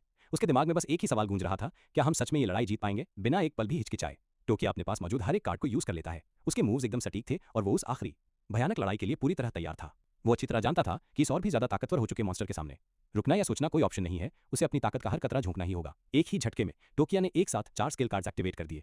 ऐसा करते ही उसे अपनी बॉडी में जबरदस्त पावर महसूस हुई और उसके पावर, स्पीड और विगस स्टैट्स अपनी मैक्सिमम लिमिट यानी कि अपने पीक पर पहुंच गए। उसके रैंक कार्ड्स लेवल 5 पर कैप्ड थे, जिसका मतलब था कि उसके पास जो एक्स्ट्रा स्पीड कार्ड्स थे वो अब किसी काम के नहीं थे। उनकी ताकत उसकी पहले से ही मैक्स आउट हो चुकी एबिलिटीज पर वेस्ट हो रही थी। बिना एक पल भी सोचे टोकिया ने वो फालतू कार्ड्स अदाची की तरफ फेंक दिए और उसे तुरंत उन्हें इस्तेमाल करने के लिए कहा, जो इस खतरनाक लड़ाई में एक बहुत बड़ा एडवांटेज हो सकता था। अदाची यानी उस चश्मे वाले बंदे ने फुर्ती से टोकिया के दिए कार्ड्स पकड़ लिए। उसने जैसे ही उन्हें एक्टिवेट किया, उसे एक नई ताकत का एहसास हुआ जिससे उसका इरादा और शरीर दोनों मजबूत हो गए। उसे अपने अंदर स्पीड और ताकत में एक जबरदस्त उछाल महसूस हुआ। अदाची की आंखें हैरानी से फैल गईं, माइनस वो समझ गया था कि टोकिया ने उसे सिर्फ कार्ड्स नहीं दिए थे, उसने उसे एक लाइफलाइन दी थी, जिंदा बचने का एक मौका। वो विशालकाय बॉस जो किसी दैत्य से कम नहीं लग रहा था, एक बार फिर नए गुस्से के साथ दहाड़ा। उसकी आवाज पूरे कमरे में गूंज उठी और वो चिल्लाकर पूछ रहा था कि किसके अंदर इतनी हिम्मत है जो उसके कुक्स को खत्म कर दे। उस मॉन्स्टर की दहाड़ इतनी तेज और डरावनी थी कि बाकी सारे प्लेयर्स की तो जैसे घिघी बंद गई। उसकी भयानक ताकत के सामने उनकी लड़ने की हिम्मत जवाब दे गई थी। लेकिन अदाची अपनी जगह से टस से मस नहीं हुआ। उसे कोई डर महसूस नहीं हुआ। जिन कार्ड्स को उसने अभी अभी एक्टिवेट किया था, उनकी पावर ने एक इनविजिबल शील्ड बना ली थी जो उसे बॉस की जानलेवा दहाड़ से बचा रही थी। बॉस की धमकियां और भी तेज हो गईं। उसकी आवाज में एक ठंडी सिहरन पैदा करने वाली वार्निंग थी कि अगर उन्होंने उस इंसान का नाम नहीं बताया जिसने उसके कुक्स को मारा है, तो वो उन सबके सिर कुचल देगा। जैसे ही वो दैत्य हमला करने के लिए तैयार हुआ, हवा को चीरती हुई एक धुंधली सी परछाई अविश्वसनीय स्पीड से सीधे उसकी ओर लपकी। एक पल में टोकिया वहां आ खड़ा हुआ। उसकी तलवार पहले से ही म्यान से बाहर थी। उसने बॉस के होने वाले हमले को रोका और डरे हुए प्लेयर्स को यकीनी मौत से बचा लिया। वो दैत्य पीछे हट गया। उसे सच में शौक लगा था कि उसके इतने शक्तिशाली वार को एक मामूली से प्लेयर ने नाकाम कर दिया था। उसकी नजरें, जो भयंकर गुस्से से जल रही थीं, सीधे टोकिया पर टिक गईं। बिना जरा भी हिचकिचाए टोकिया आगे बढ़ा। उसकी आवाज एकदम साफ और बेखौफ थी। वो मैं हूं, उसने ऐलान किया और बॉस के कुक्स की मौत की पूरी जिम्मेदारी अपने ऊपर ले ली। बॉस ने कसम खाते हुए दहाड़ लगाई और सबसे बुरी मौत देने का वादा किया। उसने ऐलान किया कि वो टोकिया का भेजा तभी खाएगा जब वो बाकी सबसे निपट लेगा। लेकिन टोकिया बस मुस्कुराया और उसने मॉन्स्टर की धमकी को बीच में ही एक खतरनाक जवाब से काट दिया। तब नहीं, अगर मैंने पहले तुम्हारी गर्दन काट दी। मॉन्स्टर जोर से हंसा। उसकी हंसी में एक चैलेंज था और वो अपना विशाल गंडासा हवा में उठाए हुए आगे बढ़ा, जो एक ऑल आउट हमले का संकेत था। उनके हथियार एक कान फाड़ देने वाले क्रैक के साथ टकराए, जिससे एक जबरदस्त शॉकवेव निकली जो उस डाइनिंग हॉल के मजबूत फर्श पर मकड़ी के जाले की तरह फैल गई, जो उनकी रॉ पावर का सबूत था। टोकिया, अदाची चिल्लाया। उसकी आवाज में चिंता कांप रही थी जब उसने अपने दोस्त को बॉस की बेरहम ताकत से पीछे की ओर उड़ते हुए देखा। इतनी जोर की टक्कर के बावजूद टोकिया वापस अपने पैरों पर खड़ा हो गया और अपने परेशान दोस्त को तसल्ली भरी नजरों से देखा। मैं ठीक हूं अदाची, उसने पुकारा। एक ख्याल चुपचाप उसके मन में आया। बहुत बहुत लंबा समय हो गया था जब किसी ने इतनी सच्ची फिक्र के साथ उसका नाम पुकारा था, और ना चाहते हुए भी उसके विचार अतीत की ओर खिंचते चले गए। इस जिंदगी से पहले वाली जिंदगी में उसके साथ ही उसे इसी नाम से पुकारते थे। ये उन दोस्तों की एक खट्टी मीठी याद थी जिन्हें उसने दुखद रूप से एक ऐसे ही खतरनाक सफर में खो दिया था। दुख की एक लहर उस पर छा गई जब उसे अपने साथियों के एक एक करके गिरने की वो जीती जागती दर्दनाक यादें ताजा हो गईं, जिन्होंने आखिर में उसे बिल्कुल अकेला छोड़ दिया था। उसके चेहरे पर एक उदासी छा गई जब वो किस्मत के इस क्रूर मजाक के बारे में सोचने लगा कि इतनी बड़ी त्रासदी के बीच आखिर क्यों वही अकेला जिंदा बच गया था। बॉस एक बार फिर दहाड़ा, जिससे टोकिया अपने ख्यालों से बाहर आ गया। बॉस की आवाज उसके चिथड़े उड़ा देने का वादा कर रही थी और वो एक और विनाशकारी हमला करने के लिए आगे बढ़ा। टोकिया की आंखें सख्त हो गईं। वो तब अपनी पिछली जिंदगी में ये बात नहीं समझ पाया था, लेकिन अब उसे पूरी तरह से पता था कि उसे ठीक ठीक क्या करना है। उसने मॉन्स्टर के हमले का सामना अटूट इरादे के साथ किया और एक जानलेवा नजर उस पर गड़ा दी। अपने अंत के लिए तैयार हो जा, वो दहाड़ा। उसकी आवाज में मजबूत इरादा साफ झलक रहा था। तलवार मांस से टकराई या शायद किसी और भी कठोर चीज से। जब उनके हथियार एक बार फिर भिड़े, उनकी इस जबरदस्त लड़ाई की गूंज पूरे डाइनिंग हॉल में फैल गई। टोकिया की तलवार कांपने लगी, जिसमें से एक गहरी लाल रंग की एनर्जी निकल रही थी और वो अपनी ताकत इकट्ठा कर रहा था अपना अल्टीमेट और फाइनल अटैक करने के लिए। बॉस पीछे हट गया। वो उस नौजवान के हमले की तेजी से हैरान था। एक खौफनाक ख्याल उसके शैतानी दिमाग में कौंधा, क्या ये लड़का इतनी देर से अपनी असली ताकत छुपा रहा था? एक जंगली दहाड़ के साथ टोकिया ने अपनी टाइम स्प्लिटर कैपेबिलिटी एक्टिवेट कर दी और गहरे लाल रंग के स्लैश की एक बौछार छोड़ दी जो हवा को चीरते हुए उसके दुश्मन की ओर बढ़ गई। उस तेज हमले की उथल पुथल के बीच एक पल के लिए उसके दिमाग में एक ख्याल आया। वो अपनी पिछली जिंदगी किस्मत से नहीं, बल्कि अपनी हिम्मत और कभी भी हिचकिचाने से इनकार करने की वजह से बचा था। पक्के इरादे से भरी एक चीख उसके गले से निकली। उसने मन ही मन कहा कि किसी भी चीज से ज्यादा वो हमेशा जीतना चाहता था, सबसे बेस्ट बनना चाहता था। उसने कसम खाई कि कोई भी चीज उसकी जीत के रास्ते में नहीं आ सकती। लेकिन इस बार ये लड़ाई सिर्फ खुद के लिए जीतने के बारे में नहीं थी। वो हर किसी की जिंदगी को बचाना चाहता था, एक नॉर्मल शांतिपूर्ण दुनिया को बनाए रखना चाहता था, उन लोगों के लिए एक महफूज जगह जो इसके हकदार थे। लड़ाई के बाद की शांति को एक सपाट सिस्टम अनाउंसमेंट ने तोड़ा। सेकंड स्टेज बॉस हार चुका है। रिवॉर्ड 30% बढ़ा दिया गया है। उसे इनाम में पावरफुल विगर और स्पीड कार्ड्स मिले थे और साथ में एक यूनिक चमकता हुआ मेमोरी कार्ड भी था। एक बोनस सरप्राइज भी उसका इंतजार कर रहा था, एक टेम्पररी बॉस बफ जो 10 मिनट के लिए उसकी किसी एक एबिलिटी को 3 लेवल तक बूस्ट कर देता। टोकिया को एहसास हुआ और उसकी आंखों में एक सब कुछ जानने वाली चमक आ गई कि उस हिडन रूल को ट्रिगर किए बिना ये एक्स्ट्रा कंट्रीब्यूशन पॉइंट्स उसकी पहुंच से बाहर ही रहते। उसने जल्दी से रैंकिंग स्क्रीन खोली। वो अपना करंट स्कोर चेक करने और दूसरे प्लेयर्स का स्टेटस देखने के लिए बेचैन था। पूरे 1.700 पॉइंट्स के साथ वो अब भी टॉप स्पॉट पर था। लिस्ट पर नजर डालते हुए उसने जाने पहचाने नाम देखे, माइनस ये वही खतरनाक प्लेयर्स थे जो उसकी पिछली जिंदगी में भी थे। वो उन सबको जानता था। ये सब बेहद टैलेंटेड लोग थे जिनकी किस्मत में आगे आने वाली लड़ाइयों के मुख्य किरदार बनना लिखा था। वो समझ गया था कि डार्क गॉड्स उन्हें चैन से नहीं रहने देंगे। वो और भी क्रूर और बेरहम स्टेजेस बनाएंगे, ऐसे बैटल ग्राउंड्स जहां पहले भी कई मजबूत प्लेयर्स की बलि चढ़ाई जा चुकी थी। लेकिन इस बार इस नई जिंदगी में उसने वो मुश्किल से मिलने वाला एस रैंक कार्ड हासिल करने का प्लान बनाया जो उनके बुरे असर को रोक सकता था। वो उनसे दोबारा मिलने का इंतजार कर रहा था, कुछ उम्मीद और बहुत सारे इरादे के साथ। उसकी नजरें अपने पुराने दुश्मनों की तस्वीरों पर टिकी रहीं और वो आगे आने वाले विशाल चैलेंजेस के लिए खुद को तैयार कर रहा था। एक सिस्टम नोटिफिकेशन चमका जिसमें सभी प्लेयर्स को सेकंड स्टेज क्लियर करने के लिए बधाई दी गई थी और साथ ही एक ज्यादा खतरनाक टोन में फाइनल स्टेज के तुरंत शुरू होने की घोषणा भी की गई थी। 5 मिनट से भी कम का समय बचा था। सभी प्लेयर्स को तुरंत अंडरग्राउंड लॉबी में जाने का निर्देश दिया गया। एक सीरियस और कुछ हद तक गंभीर एक्सप्रेशन टोकिया के चेहरे पर आ गया। उसने खुद को तैयार कर लिया। फाइनल और सबसे मुश्किल स्टेज अब शुरू होने वाला था। अदाची, उसने पुकारा और उसके दोस्त ने तुरंत जवाब दिया, जो इस बात का एक खामोश इशारा था कि वो उसके पीछे चलने के लिए तैयार है। अदाची टोकिया के पीछे पीछे चलने लगा। उसके कदमों में थोड़ी झिझक थी क्योंकि उसे अपने दोस्त की ताकतवर और लगभग डरा देने वाली प्रेजेंस से स्वाभाविक रूप से घबराहट हो रही थी। फिर अदाची ने धीरे से टोकिया की आस्तीन खींची, उसका ध्यान अपनी ओर खींचा और उसे एक टिश्यू पेपर दिया। एक ऐसा जेस्चर जिसने हमारे हीरो को एक पल के लिए हैरान कर दिया। उसके दोस्त ने कागज का वो छोटा सा टुकड़ा आगे बढ़ाया और एक प्यारी सी मुस्कान के साथ पास आया, जो दया का एक सरल और अप्रत्याशित काम था। क्या ये एक नैपकिन है? टोकिया ने पूछा। उसकी आवाज में थोड़ी हैरानी थी।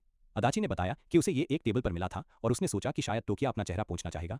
एक अजीब सी शर्मीली मुस्कान के साथ अदाची ने कहा कि काश वो और ज्यादा काम आ पाता तो उसके नए दोस्त का बोझ इतना भारी नहीं होता। टोकिया इस बात से सच में बहुत इमोशनल हो गया और उसके मन में एक ख्याल आया, इस दुनिया में वाकई अभी भी बहुत सारे अच्छे लोग बचे हैं। उसने जल्दी से अदाची को यकीन दिलाया और कहा कि वो गलत सोच रहा है क्योंकि उसने बहुत बड़ी मदद की है। इस अनपेक्षित अपनेपन से अदाची की आंखें थोड़ी नम हो गईं। अचानक आगे का गलियारा जगमगाने लगा और कई अजीब से दिखने वाले नीले जीव सामने आ गए। उनकी आवाजें एक डरावनी घोषणा के साथ गूंज रही थीं। पिछले 2 स्टेजेस तोड़े जा चुके हैं। उन मॉन्स्टर्स में से एक, जिसके चेहरे पर एक शैतानी मुस्कान थी, अपने साथियों से गुर्राते हुए बोला, खुद को रोकना मत। तुम्हारे रास्ते में जो कुछ भी आए उसे निगल जाओ। एक डिजिटल काउंटडाउन खतरनाक तरीके से चमक रहा था जो लॉबी तक पहुंचने के लिए बचे आखिरी 4 मिनट दिखा रहा था। इस वक्त वो घड़ी ही उनका सबसे बड़ा दुश्मन थी। अदाची, जो हमेशा की तरह समझदारी दिखा रहा था, टोकिया की तरफ मुड़ा। तो क्या ये तुम्हारी स्पीड थी? क्या जीतने के लिए बस हाई लेवल स्टैट्स होना ही काफी है? टोकिया ने नाम में सिर हिलाया। ये इतना भी आसान नहीं है अदाची। रॉ पावर एक बात है, लेकिन असली फर्क तो इंडिविजुअल स्किल से पड़ता है। अदाची का चेहरा थोड़ा उतर गया। उसने घबराई हुई आवाज में कहा, लेकिन मैं स्पोर्ट्स में बहुत बेकार हूं। लेवल 5 की स्पीड होने के बाद भी मुझे नहीं लगता कि मैं कुछ भी डॉज कर पाऊंगा। अदाची टोकिया को बड़ी हैरानी और इज्जत से देख रहा था। वो सोचने लगा, इतना स्ट्रांग बनने के लिए टोकिया ने पक्का कोई बहुत सीरियस ट्रेनिंग की होगी। वो एक बड़ी सी सीढ़ी के पास आकर रुके और टोकिया अपने दोस्त को अगले जरूरी इंस्ट्रक्शंस देने के लिए उसकी तरफ मुड़ा। अदाची, टोकिया ने कहा, मुझे चाहिए कि तुम यहीं इंतजार करो। जो कोई भी यहाँ आए उसे कहना कि वो भागे नहीं। ये सुनकर अदाची कंफ्यूज हो गया। टोकिया ने बात साफ की, ये एक हिडन रूल है और बहुत जरूरी वाला। अगर हम भागते हुए पकड़े गए और सिस्टम ने हमें जज किया तो हम हमेशा के लिए यहीं फंस जाएंगे। पर हुआ क्या है? अदाची ने फिर पूछा, लेकिन टोकिया ने कोई जवाब नहीं दिया। वो बस मुड़ा और नीचे की अनजानी दुनिया में उतरने लगा। तुमने बॉस को नहीं हराया है, टोकिया ने सपाट आवाज में कहा। तुम्हारा नीचे आना बहुत खतरनाक होगा। अदाची ने सिर हिलाया। उसे अब बात समझ आ रही थी। उसने एक पक्के इरादे से सैल्यूट करते हुए वादा किया कि वो ये वार्निंग सब तक पहुंचा देगा। ये देखकर टोकिया मुस्कुराए बिना न रह सका और सोचने लगा कि उसका दोस्त कितना अच्छा इंसान है। टोकिया जानता था कि इस हिडन रूल को अनलॉक करना किसी की मदद से काफी आसान हो जाएगा, पर अकेले इसे ट्राई करना एक बहुत ही मुश्किल, शायद नामुमकिन काम था। उसका दिमाग तेजी से चलने लगा। उसे थर्ड स्टेज की डिटेल्स याद आ रही थी। 10 खतरनाक लेवल 5 गार्ड्स और एक अकेला खौफनाक लेवल 7 बॉस। ये स्टेज सेकंड स्टेज से बिल्कुल अलग थी, जो कहीं ज्यादा खतरनाक गार्डियंस और एक और भी स्ट्रॉन्ग और चालाक लीडर से भरी हुई थी। अपनी पिछली जिंदगी में यहाँ पर जीत सिर्फ और सिर्फ एक दूसरे के पक्के साथ से ही मिली थी, जब सबने एक टीम बनकर लगातार हो रहे हमलों का सामना किया था। अचानक सीढ़ियों के ऊपर से एक आवाज गूंजी जो उसका नाम पुकार रही थी। टोकिया हैरानी से फौरन पीछे घुमा। टोकिया के होठों पर एक जानी पहचानी मुस्कान आ गई। वो जिस शख्स का इंतजार कर रहा था, जो उसकी स्ट्रैटेजी की चाबी था, वो आखिरकार आ ही गया था। पिछली टाइमलाइन में इस बंदे ने एक बहुत ही जरूरी रोल निभाया था, क्योंकि उसने भी वही हिडन रूल पता लगा लिया था जो उनके ग्रुप की जीत की सबसे बड़ी वजह बना था। उसका नाम था कैनमी यूया। ओरिजिनल टाइमलाइन में उसकी ताकत इतनी जबरदस्त थी कि उसने खुद टोकिया को भी अपनी चमक के आगे फीका कर दिया था। अदाची अपनी ड्यूटी निभाते हुए टोकिया की भागना मत वाली वार्निंग यूया को देने की कोशिश करता है, लेकिन यूया उसकी बात का गलत मतलब निकाल लेता है। उसे लगता है कि अदाची उसका मजाक उड़ा रहा है। टोकिया ने आराम से बीच में आकर कहा, ये कोई मजाक नहीं है। उसने यूया से सीधी नजर मिलाते हुए कहा, ये एक टीममेट की तरफ से एक वार्निंग है। यूया ने माना कि सेकंड स्टेज में टोकिया का परफॉर्मेंस वाकई कमाल का था और उसे कबूल करना पड़ा कि टोकिया को किसी की मदद की जरूरत नहीं थी। लेकिन अब सिचुएशन की गंभीरता को समझते ही यूया के अंदर का कंपटीशन जाग उठा। वो टोकिया को चैलेंज करके ये साबित करना चाहता था कि दोनों में से असली स्ट्रॉन्गेस्ट कौन है। यूया ने एक तेज और अग्रेसिव मूव के साथ हमला कर दिया। पहले अगले बॉस पर फोकस करो। टोकिया ने होने वाले क्लैश के बीच भी शांत आवाज में उसे चिताया। तुम गलत दुश्मन से लड़ रहे हो। टोकिया ने उसका वार बचाते हुए कहा, अगर हमें जीतना है तो हमें हाथ मिलाना होगा।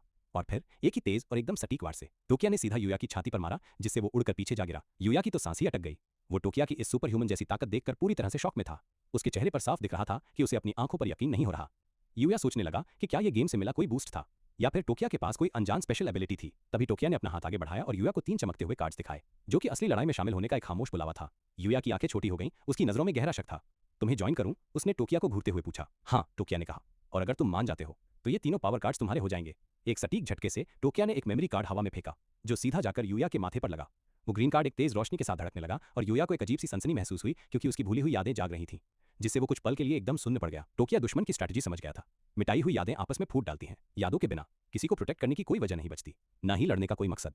वो डार्क गॉड इंसानी फितरत को अच्छी तरह से जानता था और यादों के साथ ये खिलवाड़ ही उन सब के खिलाफ उसका सबसे ताकतवर हथियार था। जैसे ही यादें वापस आने लगी, यूया के चारों ओर एक चमकदार ग्रीन ऑरा भड़क उठा, जिसने उसे पूरी तरह से अपने अंदर ढक लिया। मैं जानता हूं कि तुम किसकी परवाह करते हो, यूया। टोकिया की आवाज नरम हो गई। क्या तुम मेरा प्रपोजल एक्सेप्ट करोगे? युवा की आंखें बड़ी हो गईं।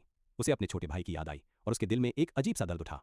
उसे जिंदा रहना ही होगा ताकि वो उससे दोबारा मिल सके। अगर मैं तुम्हें ज्वाइन करता हूं, यूया ने एक बेताब उम्मीद भरी आवाज में पूछा, तो क्या इस बात की गारंटी है कि हम ये डंजन क्लियर कर लेंगे? टोकिया ने एक कॉन्फिडेंट स्माइल के साथ उसकी तरफ देखा। हम जरूर कर लेंगे, उसने वादा करते हुए तीनों पावर कार्ड्स उसकी ओर उछाल दिए। मैं ये एहसान कभी नहीं भूलूंगा, यूया ने कार्ड्स को कसकर पकड़ते हुए कहा। उसने उन्हें एक्टिवेट किया और एनर्जी की एक तेज लहर ने उसके पावर स्टैट्स को बूस्ट कर दिया। मैं आगे चलता हूं, टोकिया ने कहा। रास्ते में अभी भी कुछ दुश्मनों को साफ करना है। फिर उसने अपने खुद के पावर कार्ड्स एक्टिवेट किए, साथ ही एक सरप्राइज बॉस बफ भी, और आगे आने वाली मुसीबत के लिए खुद को तैयार कर लिया। टोकिया जानता था कि अपनी करंट स्ट्रेंथ के बावजूद आगे आने वाला लेवल 7 बॉस एक बहुत बड़ी चुनौती होगा। उसे अपनी पूरी की पूरी ताकत लगानी पड़ेगी। खुशकिस्मती से बफ की पावर उसके अंदर दौड़ गई, जिससे उसका पावर 3 लेवल बढ़ गया और वो आने वाली लड़ाई के लिए पहले से कहीं ज्यादा खतरनाक हो गया। टोकिया के होठों पर एक शैतानी मुस्कान आ गई। असिस्ट के लिए थैंक्स बॉस, वो बुदबुदाया, ये नोटिस करते हुए कि उसका पावर एक लेवल और बढ़ गया था। अचानक आगे का रास्ता भयानक नीले मॉन्स्टर से भर गया, जो मानो हवा में से ही पैदा हो गए थे और स्टेज के फाइनल खतरनाक कॉम्बैट के लिए तैयार थे। वो मॉन्स्टर्स अपनी कर्कश आवाज में मजाक उड़ाने लगे। टोकिया और यूया को मेरिल बुलाते हुए डींगे हाँक रहे थे कि वो उनके पावरफुल अटैक्स के सामने एक पल भी नहीं टिक पाएंगे। पहली बार यूया को उन मॉन्स्टर्स का सच में डरावना प्रेजेंस महसूस हुआ और उसके अंदर एक घबराहट की लहर दौड़ गई। एक शक उसे अंदर ही अंदर परेशान कर रहा था, क्या सिर्फ वो दोनों मिलकर सच में इन खतरनाक मॉन्स्टर्स को हरा पाएंगे? लेकिन तभी टोकिया की शांत और पक्की आवाज ने उसकी चिंता को दूर कर दिया। हम दोनों ही काफी हैं, उसने यूया को भरोसा दिलाया। हम ही जीतेंगे। सिस्टम का इंटरफेस चमका, जिस पर उनके स्टैट्स दिख रहे थे। टोकिया अब हैरान कर देने वाले पावर लेवल 11 पर था और युवा लेवल 2 पर। अपनी बढ़ी हुई पावर के साथ टोकिया ने एक कदम आगे बढ़ाया और एक खतरनाक कॉन्फिडेंस के साथ ऐलान किया, अब इस स्टेज का बॉस मैं हूं। और वो हमला करने के लिए तैयार हो गया। एक जोर की चीख के साथ टोकिया उन भयानक मॉन्स्टर्स के झुंड पर टूट पड़ा और धीमी रोशनी में उसकी तलवार चमक उठी। लेकिन तभी पीछे से यूया की तेज आवाज आई, रुको, ऐसे अंधाधुंध आगे मत बढ़ो। यूया ये देख रहा था और घबराहट में उसका दिल बैठा जा रहा था। उसे लगा कि टोकिया तो सीधे सीधे सुसाइड करने जा रहा है, एक ऐसा खतरनाक दांव खेल रहा है जो उसकी समझ से परे था। लेकिन टोकिया का दिमाग तो अपने पास्ट के उन अंधेरे एरिना में पहुंच चुका था। उसे अपनी अनगिनत अंडरग्राउंड फाइट्स याद आ रही थीं, जहां हर ओपोनेंट एक अजनबी होता था और हर लड़ाई खतरे से खेलने जैसा था। उसे सबसे बड़ा नियम याद था, कभी जल्दबाजी मत करो, हमेशा एनालाइज करो। लेकिन इससे पहले कि टोकिया ठीक से सिचुएशन को समझ पाता, उसका ओपोनेंट चेहरे पर एक कॉन्फिडेंट मुस्कान लिए एक जोरदार और सटीक पंच मारने के लिए आगे झपटा। टोकिया की आंखें सिकुड़ गईं। वो दुश्मन की हर छोटी बड़ी हरकत पर नजर रख रहा था। उसका शरीर कस गया था और वो पहले ही अपना डिफेंस और पलटवार करने का प्लान बना चुका था। पलक झपकते ही वो हवा की तरह उस वार से बच निकला और फिर उसने अपना खुद का घूंसा चलाया, एक ऐसा जोरदार मुक्का कि उसका हमलावर एक झटके में जमीन पर ढेर हो गया। लेकिन जैसे ही टोकिया अपनी जीत का फायदा उठाने के लिए आगे बढ़ा, यूया की डरी हुई आवाज शोर को चीरते हुए आई, टोकिया आंख बंद करके आगे मत बढ़ो, वरना ये ब्लू मॉन्स्टर्स तुम्हें हरा देंगे। एक खतरनाक गार्ड जिसके शरीर से अजीब सी एनर्जी निकल रही थी, टोकिया पर गुर्राया और उसे कमजोर कहा। ठीक उसी वक्त हवा में उसके स्टैट्स दिखने लगे और उसने अपना इलेक्ट्रिक बैटन घुमाया जो एक सीधी सीधी धमकी थी। बिना एक पल सोचे उस क्रीचर ने हमला कर दिया। उसका इलेक्ट्रिक बैटन हवा को चीरता हुआ आगे बढ़ा, एक प्रीएम्प्टिव स्ट्राइक, ताकि टोकिया के कुछ करने से पहले ही उसे घायल कर दे। लेकिन टोकिया पूरी तरह तैयार था। उसकी तलवार, जो अब उसकी मर्जी का ही एक हिस्सा बन चुकी थी, एक जोरदार और सटीक काउंटर अटैक करने के लिए चमक उठी। साइड से यूया ये सब देख रहा था और उसकी आंखें हैरानी से फटी रह गईं। टोकिया की जबरदस्त स्पीड और रॉ पावर चौंकाने वाली थी। यूया सोचने पर मजबूर हो गया कि क्या टोकिया इतनी देर से अपनी असली ताकत रोककर लड़ रहा था। लीड गार्ड को टोकिया के ऑरा में एक अजीब सा बदलाव महसूस हुआ, तो वो चिल्लाया। उसने अपने साथियों को ऑर्डर दिया कि वो अपने स्किल्स को कंबाइन करें और एक यूनिट की तरह मिलकर अटैक करें। तभी एक सिस्टम अलर्ट जोर से बजा और उसकी आवाज लड़ाई के शोर को चीर गई। सिर्फ 56 सेकंड्स बचे हैं, सभी प्लेयर्स को अंडरग्राउंड लॉबी में जाना होगा। टोकिया और यूया ने एक दूसरे को देखा, दोनों बिना बोले ही सब समझ गए। लड़ाई अभी खत्म नहीं हुई थी, एक नया चैलेंज यानी फाइनल कॉम्बैट अंडरग्राउंड लॉबी के अंदर उनका इंतजार कर रहा था। टोकिया को एक छिपा हुआ रूल पता था, जिस पल वो लॉबी के अंदर कदम रखेंगे, फाइनल काउंटडाउन के बीच में भी दुश्मन उन पर अटैक कर देंगे। टोकिया की तलवार नीली रोशनी से चमकी और उसने एक पावरफुल स्पिनिंग स्ट्राइक से गार्ड्स के बीच अपना रास्ता बना लिया। अब सिर्फ 49 सेकंड्स बचे थे और वो अपना मुश्किल टास्क समझ गया था, ज्यादा से ज्यादा मॉन्स्टर्स को खत्म करके सबको प्रोटेक्ट करना है। इस बीच अडाची, जो हमेशा की तरह पैनिक में भी शांत था, घबराए हुए प्लेयर्स को शांत करने की कोशिश कर रहा था। वो उन्हें यकीन दिला रहा था कि लॉबी में सुरक्षित पहुंचने के लिए उनके पास बहुत टाइम है। टोकिया के होठों पर एक हल्की मुस्कान आ गई। अडाची उसकी अनकही स्ट्रेटेजी को समझ गया था। इस बढ़ते हुए केओस के बीच उसकी समझदारी राहत देने वाली थी। जब काउंटडाउन 21 सेकंड्स पर आ गया, तो अडाची की मजबूत और साफ आवाज गूंजी। उसने सबको एक एक करके आराम से अंडरग्राउंड लॉबी में जाने के लिए कहा। अडाची टोकिया का असली मकसद समझ गया था। वो बस टाइम खींच रहा था, आखिरी सेकंड तक दुश्मनों को रोके रखना चाहता था, ताकि कोई भी लॉबी में जल्दी न घुस जाए जहां छिपे हुए खतरे मौजूद थे। सिर्फ 12 सेकंड्स बचे थे। ये टिक टिक करती घड़ी उन प्लेयर्स की टेंशन बढ़ा रही थी जो अभी भी बाहर थे। लड़ाई और डेडलाइन के बीच फंसे हुए यूया टोकिया को अकेले बहादुरी से लड़ते देख बड़बड़ाने लगा। वो कह रहा था कि ये दुश्मन इतने भी ताकतवर नहीं है और सबको जाकर हीरो का साथ देना चाहिए। लेकिन तभी टोकिया की तेज और कमांडिंग आवाज ने यूया को चुप करा दिया। पीछे हटो, इन ब्लू गार्ड्स के बीच में मत आओ। ब्लू गार्ड्स टोकिया की बेहिसाब ताकत को समझ चुके थे और वो आपस में बड़बड़ाते हुए अपनी टैक्टिक्स बदलने लगे। अब वो दूसरे कमजोर प्लेयर्स को टारगेट करके अपनी एनर्जी रिचार्ज करेंगे। अचानक टोकिया ने यूया की तरफ देखा। अब उसने कहा, लड़ाई में आने की तुम्हारी बारी है। ठीक उसी पल एक गार्ड ने कमजोर प्लेयर्स पर हमला कर दिया।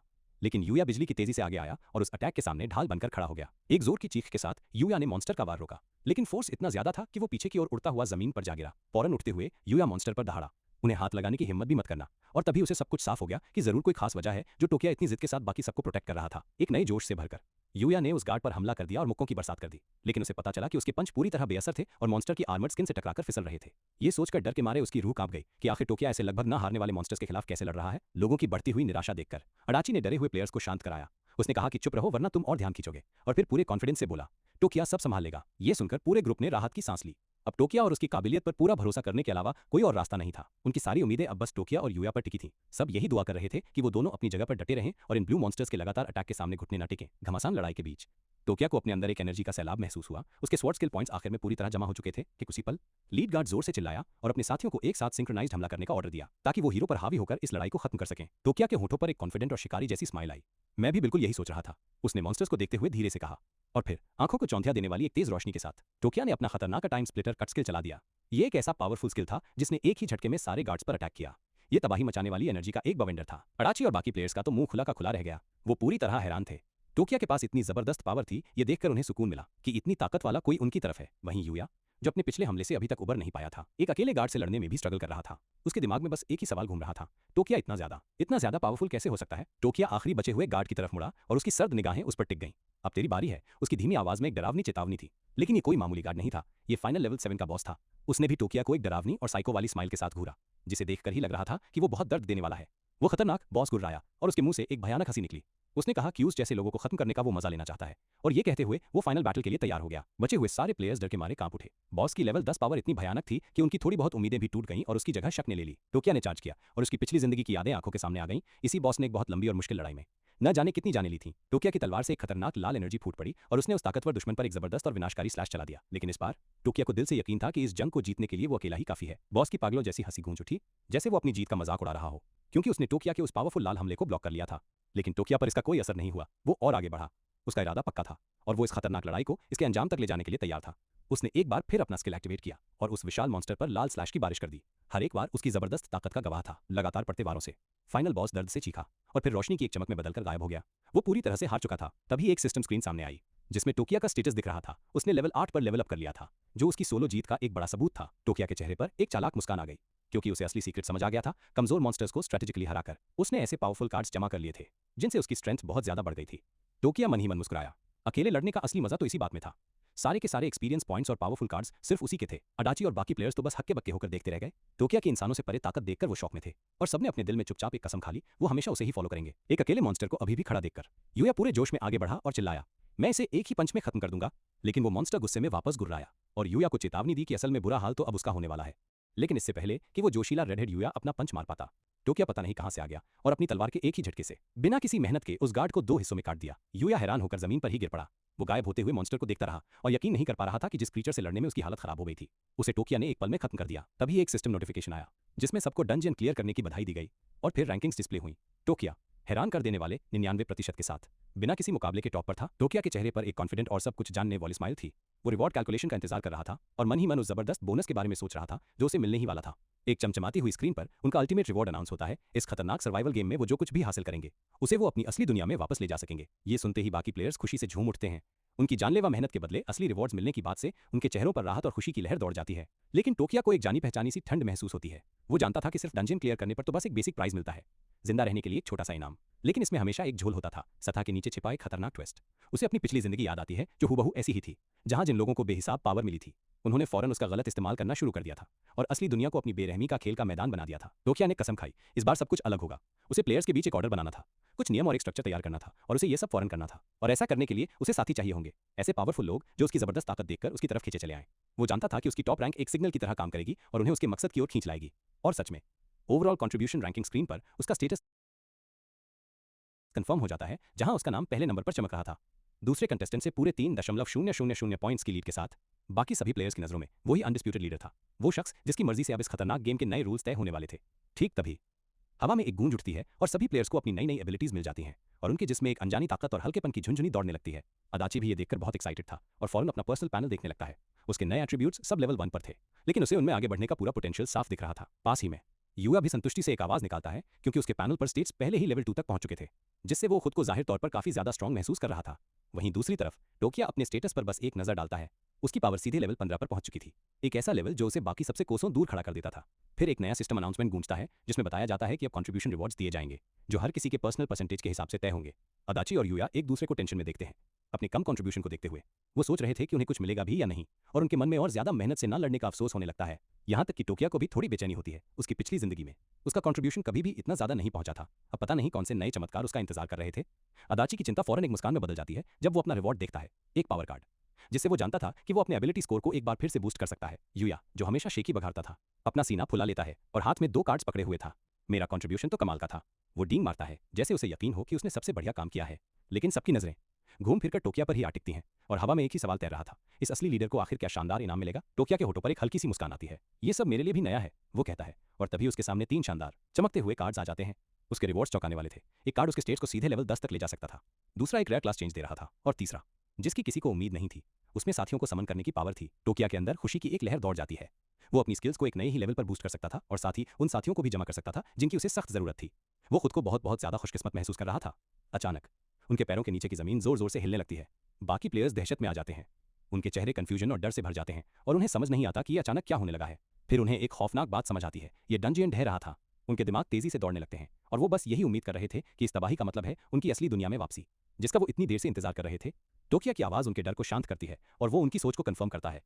वो सीरियस होकर कहता है, डंजन क्लियर करने के बाद हम असली दुनिया में लौट सकते हैं, लेकिन सिर्फ कुछ ही देर के लिए। उसके अगले शब्द एक सीधी सीधी चेतावनी थी।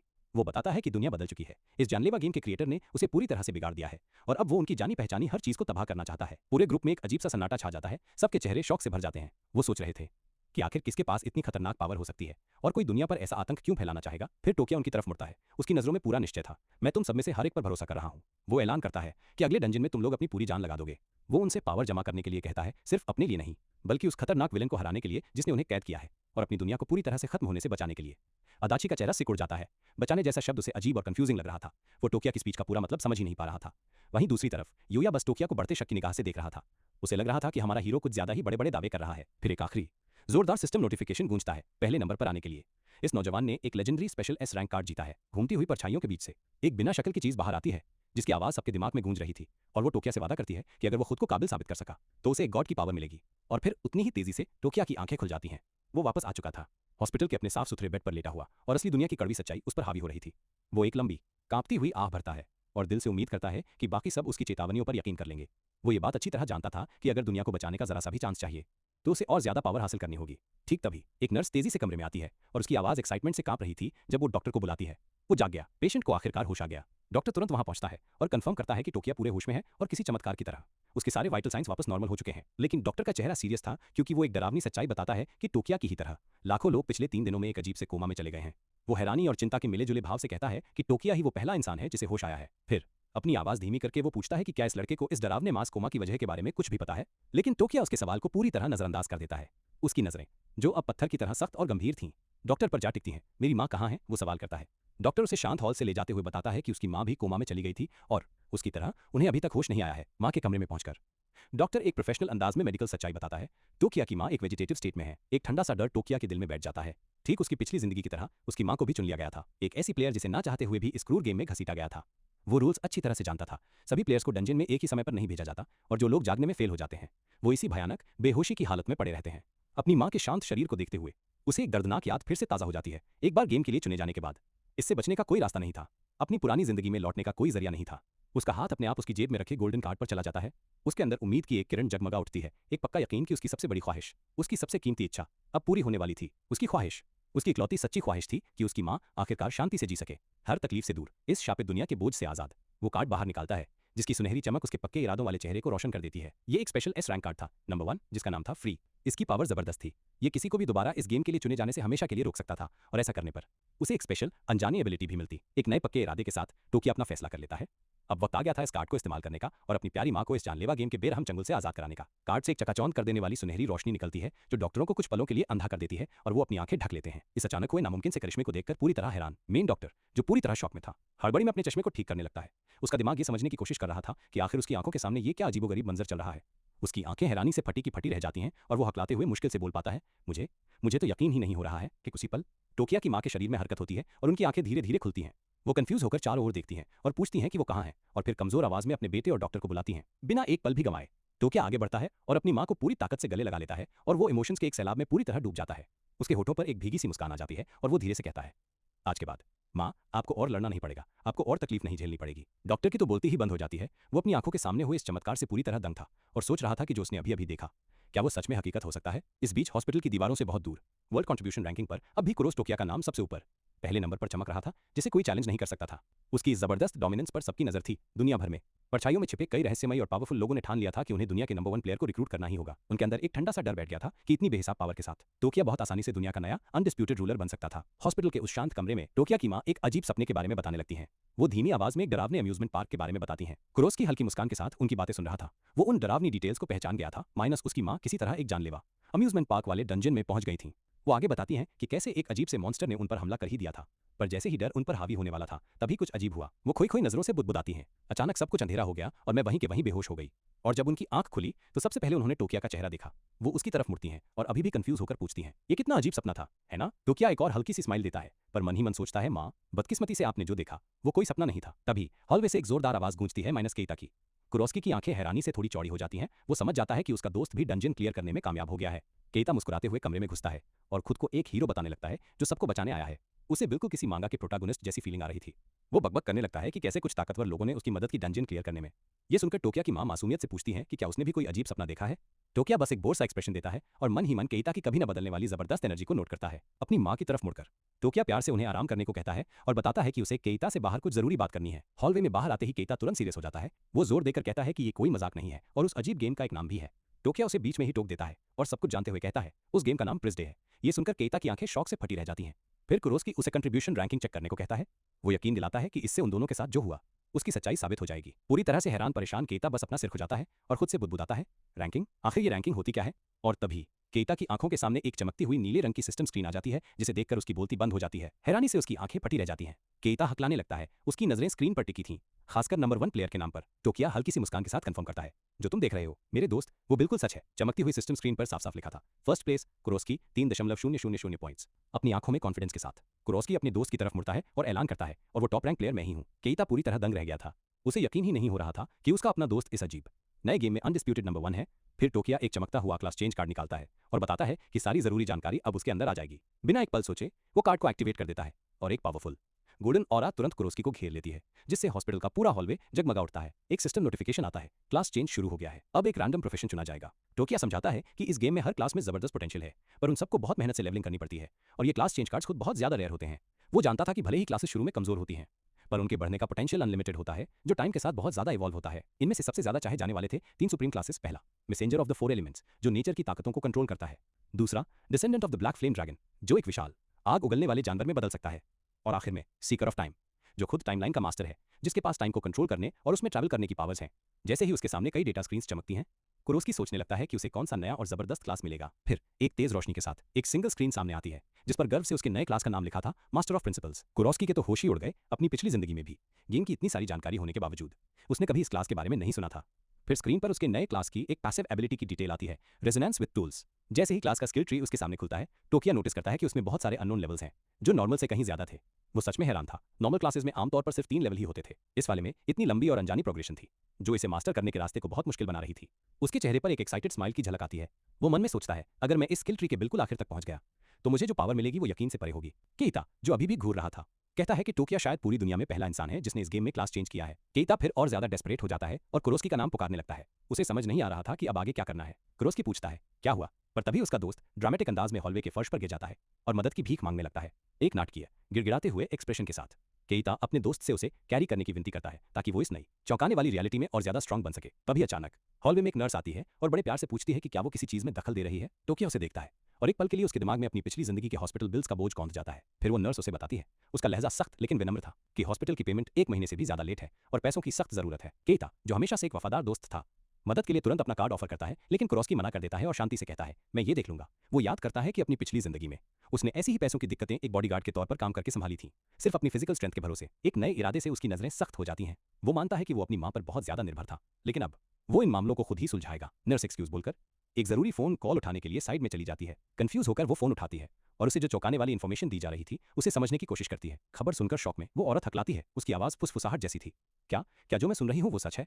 फिर उसके चेहरे पर एक बड़ी सी मुस्कान खिल उठती है और वो खाली हॉलवे में चिल्लाकर कहती है, किसी ने अभी अभी हॉस्पिटल का सारा कर्जा एक साथ चुका दिया है। फिर वो मजाक में केता की तरफ इशारा करते हुए कहती है, और तो और इस टकले का हिस्सा भी चुका दिया गया है। केता इस अजीब निकनेम से चिढ़कर जल्दी से बताता है कि वो कोई पेशेंट नहीं है, वो तो बस अपने दोस्त से मिलने आया है। दोनों लड़कों ने एक दूसरे को खामोशी से सब कुछ समझते हुए देखा और टोकिया ने धीरे से कमरा नंबर 226 की ओर इशारा किया। तभी एक अमीर सा दिखने वाला ब्लॉन्ड आदमी जिसके साथ दो तगड़े साथी थे हॉलवे में दिखाई देता है और उनकी तरफ बढ़ने लगता है एक घमंडी अंदाज में। वो आदमी उनसे पूछता है, यहाँ पर कुरोस्की कहाँ मिलेगा? टोकिया और केता दोनों एक दूसरे को कंफ्यूज होकर देखते हैं और मन ही मन सोचते हैं कि ये अजीब लोग अचानक कहाँ से आ गए। वो आदमी अपनी बात जारी रखते हुए पूछता है कि क्या वो कुरोस्की के दोस्त हैं और क्या वो उस तक एक जरूरी मैसेज पहुंचा सकते हैं। कुरोस्की के होठों पर एक मुस्कान आ जाती है तो वो सोचता है बड़े प्लेयर्स उम्मीद से काफी जल्दी आ गए। केटा जो टोकिया का दोस्त है शक भरी नजरों से उन्हें देखता है। वो उन रौबदार लोगों को घूरते हुए पूछता है, तुम्हें टोकिया से आखिर चाहिए क्या? केटा की नजर उनके शानदार सूट्स और उनके कॉन्फिडेंट ऑरा पर पड़ती है और उसे तुरंत समझ आ जाता है कि ये लोग कोई मामूली इंसान नहीं है। बिना किसी शक के ये बहुत ही पावरफुल और असरदार लोग थे। केटा के दिमाग में एक ख्याल कौनता है, माइनस कहीं इनका टोकिया में इंटरेस्ट उसके दुनिया का नंबर 1 रैंक प्लेयर होने की वजह से तो नहीं है। दूसरी तरफ टोकिया अपने ही ख्यालों में गुम था। वो उस मोटी रकम के बारे में सोच रहा था जो इन अजनबियों ने उसके मेडिकल बिल्स के लिए चुकाई थी। वो मन में सोचता है, पूरी जिंदगी के ऐसे खर्चों को कवर करने में आखिर कितना पैसा लगेगा? नर्स थोड़ा झुककर टोकिया से धीरे से कहती है, यही वो लोग हैं जिन्होंने तुम्हारे सारे बिल्स भरे हैं। टोकिया एकदम शांत और बेपरवाह अंदाज में जवाब देता है, मुझे पहले से पता है। उसके इस जवाब से नर्स थोड़ी हैरान रह जाती है कि इसे जरा भी सरप्राइज नहीं हुआ। बिना एक पल भी हिचकिचाए या अपने शांत चेहरे पर कोई भाव लाए टोकिया आगे बढ़ता है, मेरा नाम कुरोसु टोकिया है। वो उन सबको अपना परिचय देता है। वो ब्लॉन्ड बालों वाला आदमी जो उस ग्रुप में सबसे खास लग रहा था टोकिया को बढ़ती हुई दिलचस्पी से देख रहा था। वो हैरान था कि उनकी मौजूदगी में भी ये लड़का इतना शांत कैसे है और साथ ही वो दिखने में भी कितना ज्यादा जवान है। टोकिया को पहले से ही पता था कि ये लोग अलग अलग फील्ड्स में कितना बड़ा दबदबा रखते हैं। वो उनमें से हर एक को बहुत बारीकी से एनालाइज कर रहा था और हर छोटी से छोटी डिटेल पर गौर कर रहा था। वो ब्लॉन्ड आदमी, जैसा कि टोकिया जानता था, सुमो था, एक बहुत बड़ी कॉर्पोरेशन का पावरफुल हेड और पॉलिटिकल दुनिया का एक उभरता हुआ सितारा। उसके बगल में खड़ा था कदोई, एक टॉप की टेक कंपनी का सीईओ जिसके मिलिट्री के साथ भी गहरे और ना टाले जा सकने वाले कनेक्शंस थे। और वो औरत जो बेहद एलिगेंट लग रही थी वो थी औरारा, ग्रुप एक्स की पावरफुल प्रेसिडेंट, एक ऐसी ऑर्गेनाइजेशन जो एनर्जी के बड़े बड़े रिसोर्सेज कंट्रोल करती थी और पूरी दुनिया में जिसका दबदबा था। ग्रुप का लीडर सुमो बात शुरू करता है, आपसे मिलकर हमें बहुत खुशी हुई मिस्टर टोकिया। वो आगे कुछ और फॉर्मल बात करने ही वाला था लेकिन टोकिया उसे हाथ के इशारे से बीच में ही टोक देता है। उसकी आवाज शांत लेकिन दृढ़ थी, मैं पहले से जानता हूं तुम लोग कौन हो, सीधे काम की बात करते हैं। वो सारी फॉर्मेलिटीज को दरकिनार करते हुए कहता है। सुमो एकदम हक्का बक्का रह गया। वो इस लड़के के इतने बेबाक और सीधेपन से चौंक गया था। उसे ऐसे एटीट्यूड की बिल्कुल भी उम्मीद नहीं थी। कदोई के चेहरे पर हालांकि एक हल्की सी मुस्कान तैर जाती है। वो मन में सोचता है, दुनिया का नंबर 1 प्लेयर सच में अफवाहों से भी ज्यादा दमदार है। और आरा भी हल्के से मुस्कुरा देती है, उसकी आंखों में एक अलग ही चमक थी। टोकिया उसकी सोच से कहीं ज्यादा दिलचस्प इंसान साबित हो रहा था। इसके बाद औरारा उसे एक इनविटेशन देती है, हमने डिस्कशन के लिए एक ज्यादा प्राइवेट रूम तैयार करवाया है, अगर आप वहां हमारे साथ चलें तो। लेकिन टोकिया बड़े आराम से लेकिन मजबूती से मना कर देता है, कोई जरूरत नहीं। वो हॉस्पिटल के उस भीड़ भाड़ वाले वेटिंग रूम की तरफ इशारा करते हुए कहता है, हम यहीं बात कर सकते हैं। सुमो और कदोई एक दूसरे की तरफ देखते हैं और इशारों इशारों में ही समझ जाते हैं कि टोकिया के मना करने के पीछे का असली मतलब क्या है। लीडर होने के नाते सुमो सहमति में सिर हिलाता है। बिना कोई और सवाल जवाब किए वो तीनों पावरफुल लोग डिस्कशन शुरू करने के लिए हॉस्पिटल के वेटिंग रूम की तरफ बढ़ जाते हैं। औरारा की मुस्कान और गहरी हो जाती है। वो टोकिया की ये चाल समझ चुकी थी। टोकिया जानबूझकर ये पब्लिक जगह चुन रहा था ताकि वो अपना दबदबा दिखा सके और इस नेगोशिएशन में शुरू से ही हावी रहे। नर्स और केटा ये सब अपनी आंखों के सामने होता देख बिल्कुल सन्न रह गए थे। कुछ देर पहले तक टोकिया के पास अपने मेडिकल बिल भरने के पैसे नहीं थे और अब वो दुनिया के सबसे पावरफुल लोगों को अपनी शर्तें सुना रहा था। माहौल की चुप्पी तोड़ते हुए टोकिया केटा की तरफ मुड़ता है, अरे वो स्ट्रैटेजी गाइड लाना जरा जो मैंने तुम्हें दी थी। वो बड़े आराम से पूछता है। केटा हिचकिचाते हुए अपना सिर खुजलाता है और उसके चेहरे पर शर्मिंदगी छा जाती है। क्या क्या उसकी सच में जरूरत है? वो धीरे से पूछता है। फिर शर्म से लाल होते हुए वो कबूल करता है, मुझे लगा कि वो कोई मजाक था और मैंने उसे फेंक दिया। केटा के चेहरे पर हवाइयां उड़ने लगती हैं, मैं उसे अभी लेकर आता हूँ। वो चिल्लाता है और पागलों की तरह हॉल में भागने लगता है। टोकिया की झुंझलाहट साफ नजर आ रही थी। वो मन ही मन गुस्से में सोचता है, इसी वजह से न तो मां को और न ही मुझे कोई रिवॉर्ड मिला। केटा की ये लापरवाही उसे बहुत भारी पड़ रही थी। और आरा की उत्सुकता बढ़ जाती है और वो वापस टोकिया की तरफ देखती है। स्ट्रेटेजी गाइड आपने कहा, ये किस तरह की गाइड है? वो पूछती है। टोकिया शांति से जवाब देता है, ये गेम के बिगनर डंजन्स की स्ट्रेटेजी गाइड है। वो तीनों पावरफुल लोग एक दूसरे को ऐसे देखते हैं जैसे उन्हें यकीन ही ना हो रहा हो। फिर वो वापस टोकिया की तरफ मुड़ते हैं। मजाक करना बंद करो, सुमो कहता है, गेम तो अभी ठीक से शुरू भी नहीं हुआ है। टोकिया के होठों पर एक रहस्यमयी मुस्कान तैर जाती है, ये सच है या झूठ? वो अपनी चमकती आंखों से उन्हें देखते हुए कहता है, मेरा दोस्त अभी इसे कंफर्म कर देगा। तभी एंट्रेंस पर सूट बूट में कुछ और आदमियों को अचानक देखकर नर्स चौंक जाती है। वो घबराकर पूछती है, ये लोग कौन हैं? जब केटा आखिरकार हाफता हुआ उस गाइड को लेकर वापस आता है तो सुमो उसे लेकर पढ़ने लगता है। पढ़ते पढ़ते उसकी आंखें शौक से फटी रह जाती हैं क्योंकि उसे एहसास होता है कि इस गाइड में ठीक उसी डंजन के बारे में लिखा था जिसे वो खुद अभी अभी एक्सपीरियंस करके आया था। कदोई और औरारा भी बारी बारी से उस गाइड को पढ़ते हैं और उनके भी होश उड़ जाते हैं, माइनस उनके खुद के डरावने डंजन के एक्सपीरियंस भी उस गाइड में बिल्कुल सटीक तरीके से लिखे थे, एक एक छोटी से छोटी डिटेल के साथ। केटा का तो मुंह खुला का खुला रह जाता है। वो टोकिया की तरफ मुड़कर फुसफुसाता है, तो वो सब सच था? जिसके जवाब में टोकिया बस एक हल्की सी मुस्कान दे देता है। केइटा को अब बहुत गहरा पछतावा हो रहा था। उसने एक ऐसा सुनहरा मौका अपने हाथ से गंवा दिया था जो उसे सबसे आगे कर देता और ये फ्रस्ट्रेशन उससे बर्दाश्त नहीं हो रही थी। ग्रुप का लीडर सुमो इज्जत से अपना सिर झुका लेता है। हम माफी चाहते हैं मिस्टर टोकिया, वो दबी हुई आवाज में कहता है। आपकी पावर हमारी कल्पना से भी बहुत आगे है। हम आपको जज करने के काबिल नहीं थे। टोकिया अपने हाथ सीने पर बांध लेता है। उसके होठों पर एक हल्की सी मुस्कान थी। वो बस पूछता है, और कुछ कहना है आप लोगों को? और आरा, जो हमेशा की तरह तेज दिमाग थी, कहती है, ऐसी गाइड के साथ तो ऐसा लगता है जैसे आप गेम में होने वाली हर चीज पहले से ही देख सकते हैं। टोकिया की मुस्कान और भी गहरी हो जाती है। एकदम सही। वो बिना नजरें झुकाए कहता है, मैं सब कुछ जानता हूँ। वो मन ही मन सोचता है कि अपनी पिछली जिंदगी में सर्वाइवर्स ने हर छोटी से छोटी डिटेल ऑनलाइन पोस्ट कर दी थी और उसने वो सब कुछ अपने दिमाग में छाप लिया था। उसकी पिछली जिंदगी की वो सारी कड़ी मेहनत अब रंग ला रही थी, जो डार्क गॉड्स के आने वाले खतरे के खिलाफ उसका सबसे बड़ा तुरुप का इक्का था। थोड़ा आगे झुकते हुए टोकिया उन्हें वापस मुद्दे पर लाता है। तो वो सीधी और तीखी आवाज में पूछता है, अब आप लोगों को मुझसे आखिर चाहिए क्या? उस पावरफुल तिकड़ी ने एक दूसरे की तरफ एक तेज और गहरा इशारा किया, जैसे जवाब देने से पहले आंखों ही आंखों में कोई सलाह की हो। फिर एक साथ उन तीनों ने इज्जत से अपना सिर झुकाया। हम आपसे दरख्वास्त करते हैं यंग टोकिया, सुमो ने कहना शुरू किया, कि आप हमारे एडवाइजर बन जाइए। सुमो ने कांपती हुई आवाज में माना कि उस डंजियन के खतरों से गुजरना मौत की रस्सी पर चलने जैसा था, और वो एहसास सच में बहुत भयानक था। कदोई ने उम्मीद भरी आंखों से कहा, आपकी गाइडेंस के साथ मिस्टर टोकिया, हमें यकीन है कि हमें दोबारा ऐसे बुरे हालात का सामना नहीं करना पड़ेगा। और आरा ने बात पूरी करते हुए कहा, हम जानते हैं कि हमें मजबूर होकर इस गेम की दुनिया में वापस जाना ही होगा और हम वहां बुरा परफॉर्म करने का रिस्क नहीं ले सकते। केइटा तो बस चुपचाप अपनी आंखें फाड़े ये सब देख रहा था कि कैसे उसका सीधा साधा दोस्त बड़ी आसानी से इस पूरी बातचीत को कंट्रोल कर रहा था। इसलिए सुमो ने पक्के इरादे से कहा, मिस्टर टोकिया, आप जो भी शर्त रखेंगे हमें मंजूर होगी। टोकिया बड़े ही कैजुअल अंदाज में कंधे उचकाते हुए जवाब देता है, जैसे ये कोई बड़ी बात ही ना हो। मुझे तुम्हारा एडवाइजर बनने में कोई एतराज नहीं है। केइटा की आंखें एक्साइटमेंट से चमक उठती हैं और उसके दिमाग में बस एक ही बात चल रही थी, मेरा दोस्त तो हद से ज्यादा कूल है यार। कुरोसु टोकिया का ध्यान अपने दोस्त केइटा पर जाता है। वो जानता था कि केइटा की फैमिली की हालत ठीक नहीं है और इस दुनिया में सबसे ज्यादा जरूरत उन्हें पैसों की ही थी, लेकिन केइटा तो पहले से ही अपनी ख्याली दुनिया में खोया हुआ था। वो खुद को पैसों के पहाड़ में तैरते हुए और टोकिया के साथ मिलकर खूब ऐश करते हुए दिख रहा था। लेकिन कुरोसु टोकिया, जो हमेशा प्रैक्टिकल सोचता है, केइटा के सपनों को बीच में ही तोड़ देता है। वो बढ़ते हुए एक्साइटमेंट को रोकते हुए सीधे कहता है, मेरी 3 शर्तें हैं। ग्रुप के लीडर कादोई औरोरा और सुमो की तरफ एक इशारा करते हुए देखता है और उसके होठों पर एक गर्व भरी मुस्कान आ जाती है। वो सोचता है, जैसा सोचा था, कुरोसु टोकिया सच में एक मास्टर नेगोशिएटर है। कादोई हाथ हिलाते हुए कहता है, 30 क्या 300 शर्तें भी मंजूर हैं। टोकिया वो ये डील जल्द से जल्द फाइनल करना चाहता था, लेकिन टोकिया के अगले शब्द उसे चौंका देते हैं। केइटा, जो वापस हकीकत में आ चुका था, मन ही मन में पछताता है। वो सोचता है, जब मौका था तब मैंने इसे और ज्यादा मांगने के लिए क्यों नहीं बोला। टोकिया अपनी मजबूत आवाज में कहना शुरू करता है, मेरी पहली शर्त, ये स्ट्रैटेजी गाइड सभी के लिए पब्लिकली रिलीज होनी चाहिए। ये सुनकर कादोई की आंखें हैरानी से चौड़ी हो जाती हैं। वो यकीन नहीं कर पाता और पूछता है, तुम एक ऐसी चीज जो लोगों की जान बचा सकती है उसे फ्री में देने का इरादा रखते हो? सुमो, जो शानदार सूट में था, धीरे से सिर हिलाता है। वो कहता है, ये सही कह रहा है। उस गाइड की असली कीमत, जो कि जाने बचाने की है, किसी की भी सोच से परे है। तेज नजरों वाली औरत औरोरा बीच में बोलती है और उसकी आवाज में एक उदासी थी।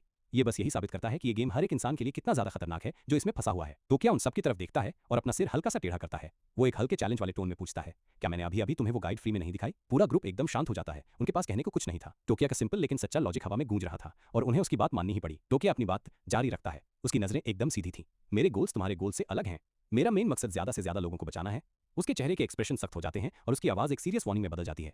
अगर तुम लोग ये नहीं मान सकते तो हमारी बातचीत यहीं खत्म होती है। कमरे में एक अजीब सा टेंशन भर गया था। वो सब उस लड़के की आंखों में अटूट सीरियसनेस देख सकते थे और खासतौर पर औरोरा मन ही मन में पैसों के लालच के खिलाफ उसकी इस हिम्मत की तारीफ कर रही थी। एक नए भरोसे के साथ कादोई, सुमो और औरोरा एक बार फिर झुकते हैं और सब मिलकर वादा करते हैं कि वो टोकिया की पहली शर्त बिना किसी देरी के पूरी करेंगे। टोकिया अपनी बात आगे बढ़ाता है, मेरी दूसरी शर्त, एक प्लेयर मैनेजमेंट एजेंसी बनाई जाए जिसके रूल्स एकदम क्लियर और सख्त हों। सुनहरे बालों वाला आदमी सुमो एक तसल्ली भरी मुस्कान देता है। वो कहता है, उस बात के लिए तुम रिलैक्स रह सकते हो कुरोसु, हम पहले से ही ठीक यही करने का प्लान कर रहे थे। टोकिया एक गहरी सांस लेता है और खुद को इस पूरी डील की आखिरी और शायद सबसे जरूरी शर्त बताने के लिए तैयार करता है। पूरे ग्रुप में एक टेंशन का माहौल बन जाता है। वो सब खुद को तैयार कर लेते हैं और उनके बीच एक सवाल घूम रहा था, क्या ये आखिरी डिमांड कुछ ऐसी होगी जिसे वो अपनी पूरी पावर के बावजूद भी पूरा नहीं कर पाएंगे? पैसे। केइटा अचानक से चिल्लाता है। वो खुद को रोक नहीं पाता। पैसे मांग टोकिया, ये मेरी आखिरी ख्वाहिश है। लेकिन टोकिया केइटा की इस बेचैनी भरी रिक्वेस्ट को इग्नोर कर देता है। बोलते हुए उसकी नजरें थोड़ी नरम हो जाती हैं। मुझे एक घर चाहिए, एक ऐसी जगह जहां मुझे और मेरी मां को इस हॉस्पिटल में और न रहना पड़े। वो अपनी मां की तरफ देखता है जो अभी भी हॉस्पिटल के बेड पर आराम से सो रही थी। वो धीरे से कहता है, मैं बस चाहता हूं कि वो एक नॉर्मल शांत जिंदगी जिए। और ये पहली बार था जब उसकी गहरी इच्छाएं सामने आई थीं। कादोई, सुमो और औरोरा हैरान होकर एक दूसरे को देखने लगते हैं। वो उसकी इतनी सिंपल रिक्वेस्ट पर पूरी तरह से चौंक गए थे। वहीं दूसरी तरफ केइटा फ्रस्ट्रेट होकर अपने माथे पर हाथ मार लेता है। उनकी हिचकिचाहट को महसूस करते हुए टोकिया तुरंत कहता है, अगर ये बहुत मुश्किल है तो मैं अपनी रिक्वेस्ट वापस ले सकता हूं। मुझे भीख मांगने जैसा फील करना पसंद नहीं है। नहीं प्लीज वापस मत लो। कादोई तुरंत बीच में बोलता है और सुमो और औरोरा भी जोर से सिर हिलाते हैं। आपके लिए एक अच्छा सा घर तैयार करना बहुत आसान काम है कुरोसु। टोकिया के होठों पर एक हल्की सी मुस्कान आ जाती है। वो मजाकिया अंदाज में सलाह देता है, मेरी रिक्वेस्ट को लेकर इतना ज्यादा एक्साइटेड मत हो। कादोई तुरंत अपने अजीब बर्ताव के लिए माफी मांगता है, जबकि सुमो और औरोरा ऑकवर्ड तरीके से नर्वस होकर हंसने लगते हैं और आखिरकार टेंशन कम हो जाता है। मन ही मन में वो सब इस बात पर सहमत थे, टोकिया जितनी भी शर्तें मांग सकता था उनमें से ये अब तक की सबसे आसान शर्त थी और ये एक ऐसी शर्त थी जो उनकी ऑर्गेनाइजेशन के लिए उसके मन में जगह और पक्की कर देगी। बातचीत खत्म करते हुए टोकिया कहता है, मुझे अपने कमरे में वापस जाना है, मुझे कुछ और भी काम है। टोकिया एक गंभीर टोन में आगे कहता है, सावधान रहना, अगले प्रिजन डे का काउंटडाउन बहुत जल्द शुरू होने वाला है। ये सुनते ही तीनों की आंखें शौक में चौड़ी हो जाती हैं।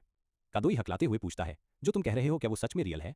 और जैसे उसके कहने की ही देर थी, उनकी आंखों के ठीक सामने 3 दिन का एक चमकता हुआ काउंटडाउन अचानक से आ जाता है, जो उस लड़के की भविष्यवाणी के सच होने का पक्का सबूत था। टोकिया काउंटडाउन की तरफ इशारा करते हुए उन्हें बताता है, जैसे ही तुम लोग दूसरी शर्त पूरी कर दोगे, मैं तुम्हें अगले डंजन की स्ट्रैटेजी दे दूंगा। कादोई, सुमो और औरोरा बहुत इज्जत से सिर झुकाते हैं। कादोई उन सब की तरफ से कहता है, हम बिना किसी सवाल के वैसा ही करेंगे जैसा आप कहेंगे। कुरोसु टोकिया, उनकी हामी मिलने के बाद कुरोसु टोकिया मुड़ता है और